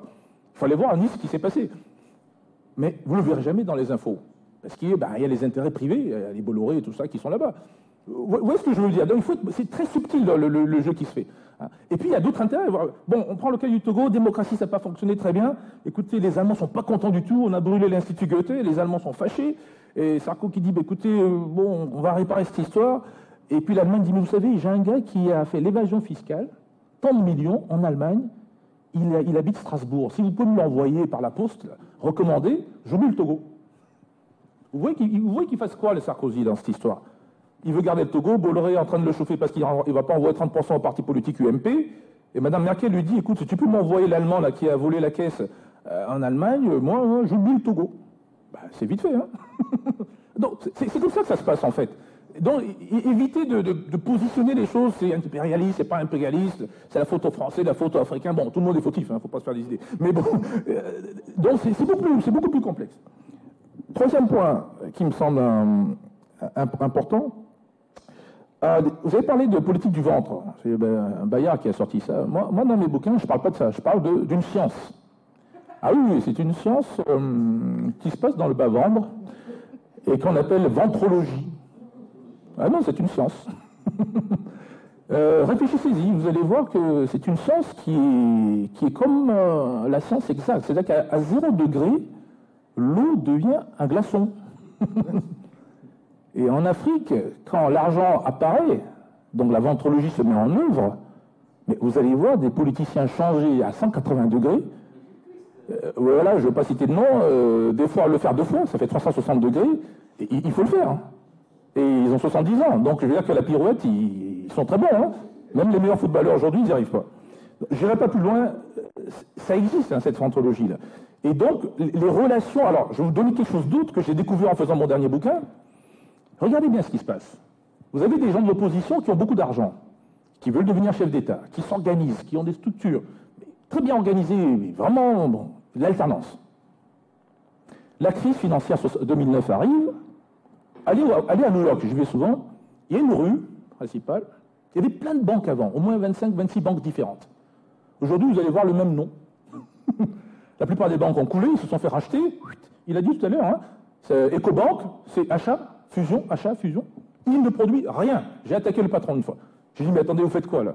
Mo Ibrahim, le grand patron africain, soudanais d'ailleurs, qui fait la télécom ICT, qui a mis en place un prix qui est mieux que le prix Nobel de 5 millions pour que quand un chef d'État quitte un pouvoir. Je l'ai vu encore une fois. On s'est engueulé encore là-dessus. J'ai dit, mais vous vendez du service, mais vous n'avez jamais assemblé un portable en Afrique, alors que ça crée un emploi, il y a tout un débouché de savoir-faire, etc. Il m'a dit, non, c'est trop risqué, je ne fais pas. Donc, il faut changer ce type-là. Qu'est-ce qu'il fait maintenant? Il est avec les chefs d'État. J'étais un des experts pour une activité qu'ils m'ont demandé. Quel est le problème? Le problème est que ce type, quand je regardais, on a parlé... Son vrai problème, il n'en a rien à cirer des Africains du développement. Il fait son fric. Il a même vendu sa boîte pour devenir conseiller de sa propre boîte, d'ailleurs, où il fait beaucoup de fric. Mais surtout, il ne veut pas payer d'impôts.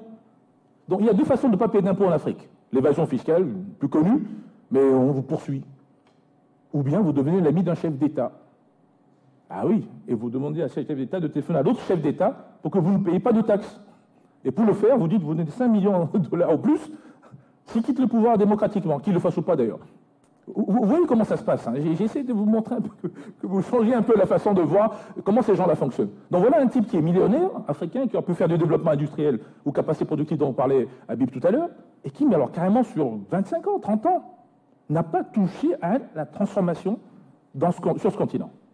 Et vous savez où son siège? Amsterdam et Londres. Donc, vous voyez, bon. C'est un Soudanais, hein. Il est d'ailleurs pour rien pour la situation du Soudan.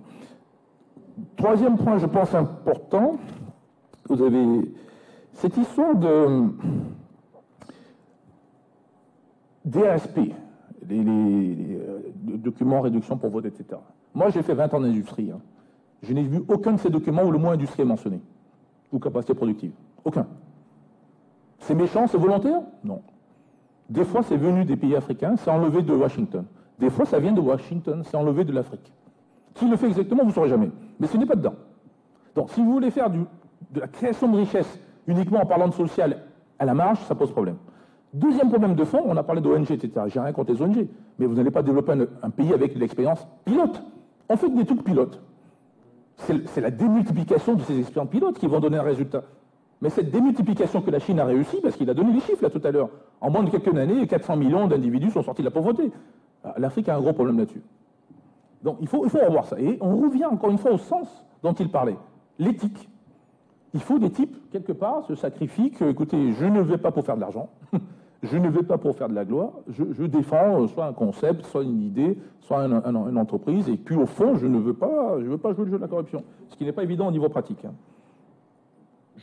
Il y avait 2-3 points, je vais peut-être le laisser là. Si un dernier point quand même sur cette Chine. Vous avez entièrement raison, madame, quand vous dites que, bon, ils se marient. Alors, c'est vrai, les femmes sénégalaises sont jolies, il faut le reconnaître. Mais, c'est plus grave que ça. J'étais à Bamako, chez mon ami, et je trouve au marché une femme chinoise qui vendait des beignets. Non, attendez, elle parlait bambara. Quand elle m'a vu, elle m'a pris pour un Malien, elle m'a parlé bambara, je dis, je comprends rien. Elle me dit, vous sortez d'où? Je dis, mais moi, je sors du Togo. Ah bon, vous n'êtes pas d'ici? Je dis, ben non, pas du tout. Elle m'a donné d'ailleurs beaucoup de beignets. Écoutez bien, hein, dans la culture chinoise, il n'y a pas cette histoire de donner un plus quand vous achetez beaucoup. Elle avait intégré tout ça. Elle m'a donné plus. J'ai mangé d'ailleurs, c'était très bon. Et je lui pose la question, mais attendez, vous avez appris où le bambara? Parce que ça ne s'apprend pas comme ça dans la rue, cette histoire. Ah non, c'est déjà formé là-bas. Ah oui, attendez, on parle de stratégie là, hein. Il a bien dit le professeur. Hein. Ils sont organisés depuis tout petit, comme les Russes faisaient, les athlètes à 3 ou 4-5 ans. Vous parlez bambara, vous parlez évé, vous parlez des machins, vous parlez swahili, vous parlez machin, etc. Attendez, vous avez vu le nombre, hein, 1 milliard et quelques. Hein. Donc c'est vite fait d'en faire quelques-uns. Là. Bon, maintenant on les délocalise. Attendez, c'est ça, hein, délocaliser. Bon, j'ai été un peu culotté, j'ai dit, madame, vous êtes mariée, je vais vous épouser. Elle me dit, jamais. Elle dit, mais je suis pas beau. Elle dit, mais non, c'est pas la question. Heureusement, non, ce que je veux dire par là, voilà encore notre problème de fond. Pour le moment, elle ne veut pas se marier. Peut-être qu'elle se mariera plus tard. Mais le fond de l'histoire, non seulement elle s'est structurée en termes de stratégie, qu'elle vende des beignets, elle, alors qu'elle n'avait aucune chance d'avoir un espace de liberté, etc. en Chine, mais elle ne veut pas quitter Bamako. Elle ne veut pas quitter du tout. Alors, vous allez me dire, elle vend des beignets, mais qu'est-ce qu'elle peut faire comme beignets? Pas du tout. Elle vend des beignets, oui, mais elle regarde tout ce qui se passe. Et elle m'a donné une idée, elle m'a fait comprendre un truc. Elle m'a dit, mais monsieur, parce qu'on parlait comme ça de tout et de rien, et puis je dis, mais madame, vous venez comment au boulot, là? En mobilette. Mais quelle mobilette? Chinoise. Je dis, comment mobilette chinoise? J'avais un ami qui vendait justement de mobilette chinoise, et qui lui allait prendre et venait vendre. Il allait trop souvent. Donc le Chinois qui lui vendait, lui a dit, mais dis donc, il vient trop souvent ce type-là. Il doit avoir un marché là-bas. Il vient voir la dame, il vient au Mali, il voit la dame, il parle, et la dame lui dit, ah ben je m'occupe de tout. La dame lui a dit exactement tout le circuit qui se faisait avec les mobilettes. Le type est installé à Bamako maintenant. L'autre société est morte. Donc, quand il dit que ce transfert de technologie, il faut l'exiger, ou diffusion, on met le mot qu'on veut, mais on doit l'exiger, là on remonte au niveau des dirigeants. S'ils sont ni éthiques, ni sérieux, ni légitimes, ben écoutez, et comme ce n'est plus des vrais sous-traitants de Chinois parce qu'ils ne sont plus dans la colonisation, mais on a un vrai problème. Hein. Ils font des villas clés en main. Non, il ne faut pas cacher, il faut dire tout. Ils font des villas clés en main, il dit. Absolument. Mais, et ils donnent cadeau. Et d'ailleurs, en parenthèse, ça revient à mon premier bouquin. Vous savez que pour pouvoir obtenir des titres de propriété des esclaves noirs qui étaient redonnés aux Français de l'époque colons, on a donné justement des maisons clés en main. Mais qui avaient beaucoup de problèmes pour les faire prendre des crédits à la Banque du Sénégal, et bien sûr, ils n'ont pas pu rembourser, on a repris la maison 5 ou 10 ans, 15 ans après. Bon, c'était une parenthèse. Alors, pour dire quoi, là? Pour dire encore une fois, pourquoi et qu'est-ce qui fait que ce peuple africain, ou ces peuples africains, n'arrivent pas à un moment donné à faire le lien entre un savoir extraordinaire, une culture extraordinaire qui existe, qui est partie un peu partout. Après tout, le panafricanisme est venu de nos amis des îles, et non pas des Africains, donc c'est des gens de l'extérieur qui ont pu voir, c'est Frantz Fanon, c'est tout ça. Pourquoi on n'arrive pas à passer à l'opération? Pourquoi on ne peut pas dire, écoutez, je veux faire ma maison? Mais, comme disait Habib, le temps semble être arrivé maintenant où ce lien est en train d'apparaître. Et puis il se passe quelque chose de nouveau que je n'avais pas découvert, mais que je vois ici, que je reconfirme. Les gens d'ici, qui eux ne supportent pas aussi cette injustice fondamentale, mais aussi parce que c'est social, on veut travailler ensemble, vivre en communauté, se mettent aussi à soutenir, à changer le monde, à faire des propositions, comme vous dites, dans le domaine agricole ou d'autres. Et donc ce nouveau partenariat intelligent, il se met en place. Il faut seulement d'abord le percevoir, rentrer là où on peut faire quelque chose. Donc je reviens au contenu technologique, parce qu'il faut que ce soit opérationnel, il faut modifier pour que ça crée une forme de richesse quelconque, et puis le diffuser. Alors, ces Chinois ou ces Chinoises maintenant qui sont là-bas, ce pas des gens méchants du tout, au contraire, ils sont gentils comme tout. En parenthèse, sachez que Jean Ping est aussi un métis chinois, à la tête de l'Union africaine, et qu'il y a une petite bagarre entre lui et le président Bongo actuellement, le nouveau président, sur le fait que, justement, il fait beaucoup de choses qui arrangent la Chine. Et comme il est demi-chinois, on se pose la question, mais il travaille pour qui? La France ou la Chine? Mais j'ai pas dit l'Afrique. Donc, oui, tous ces problèmes sont en train de se poser. Alors, s'il y a un rapport de force dur, prenons la Libye, où je vais demain, ou l'Afrique du Sud, vous voyez déjà la différence dans la façon dont ils vont soutenir ou pas ces différentes structures-là qui fonctionnent. Le président de la Commission de l'Union africaine, M. Jean Ping, est allé à Washington il n'y a même pas 3 ou 4 semaines, 4 ou 5 semaines, représentant l'Afrique, toute l'Afrique, ni reçu par Obama, ni reçu par Mme Clinton. Il y a un problème. J'ai dit, mais il est fou, il n'a pas fait son... Mais non, il a fait ce que dit le professeur, il n'a pas préparé ce qu'il va discuter, stratégiquement. Et Obama, c'est un intello. Il dit, il ne voit pas ça, il dit, mais c'est des fous, je ne parle pas avec. Mme Clinton, ah ben j'ai pas le temps. Donc des sous-fifres. Et quel est le discours final? Ah ben je suis content que c'est la première fois qu'on a pu parler avec les Américains. Donc voilà des occasions ratées, manquées, des opportunités manquées. Il faut enlever ces gens-là parce qu'ils sont dangereux.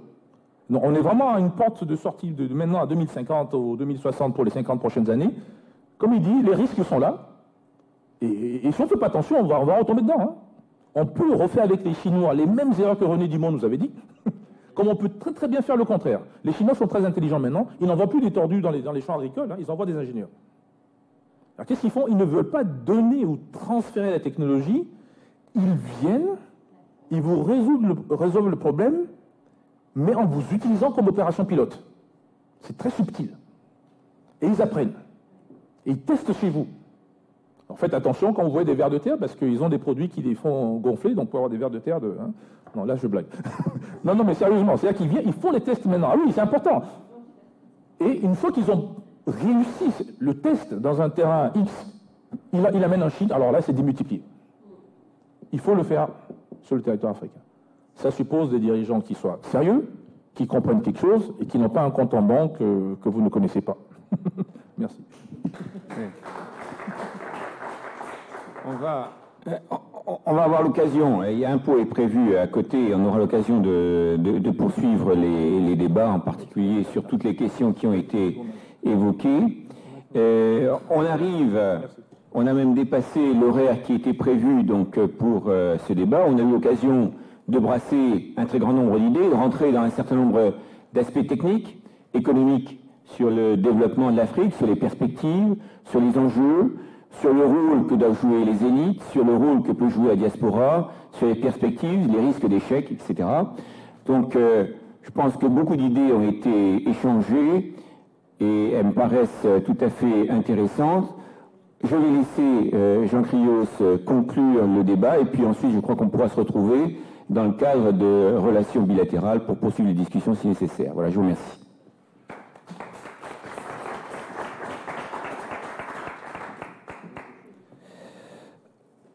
Mesdames, Messieurs, chers amis, nous voici donc arrivés au terme de notre colloque.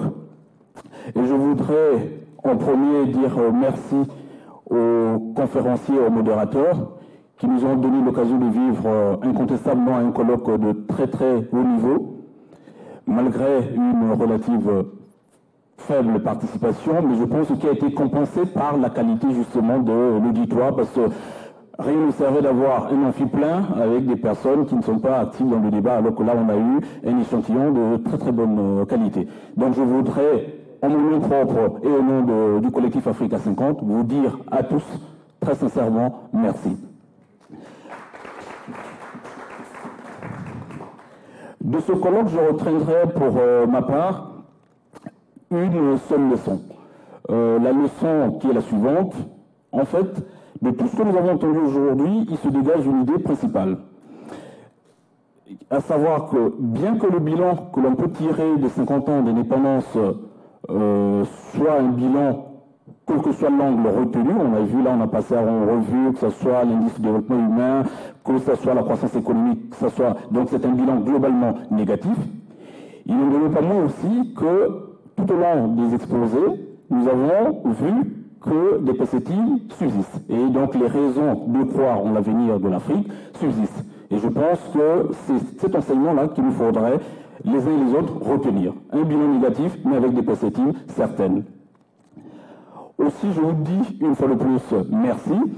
Et je vous invite, pour vous qui avez vraiment participé activement tout le long de ce colloque, d'être présent pour les prochaines manifestations que nous avons prévues dans le cadre de notre programme, que vous pouvez nous procurer sur le stand juste dans le hall.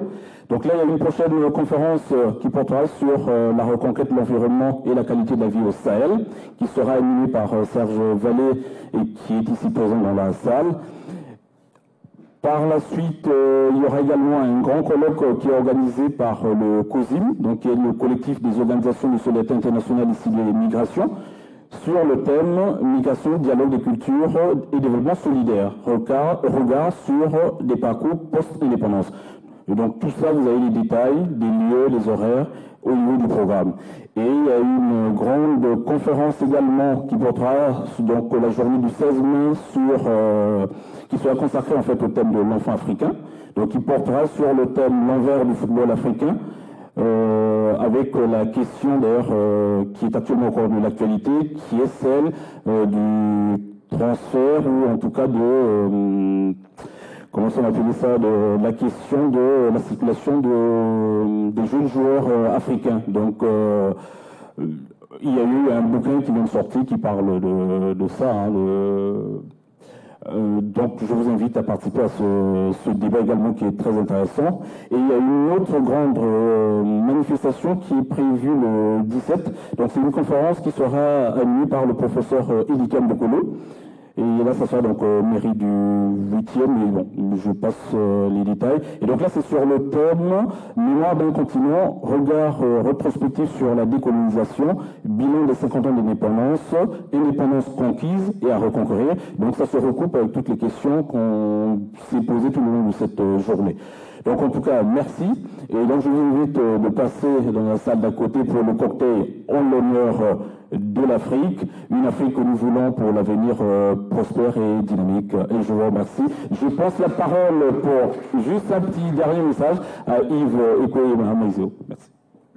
Je voudrais quand même vous rappeler que nous sommes des Africains, même ceux qui sont blancs et qui croient qu'ils ne le sont pas, et que dans les concepts togolais, quelqu'un qui vous invite à partager avec vous ici des idées, des concepts, des stratégies et autres, nous ne pouvons pas d'abord le quitter sans le remercier. Je pense donc à Jean Créos, un autre modérateur. Et donc, au nom de vous tous, j'ai ramené un chocolat depuis Vienne où c'est marqué en gros « Merci ».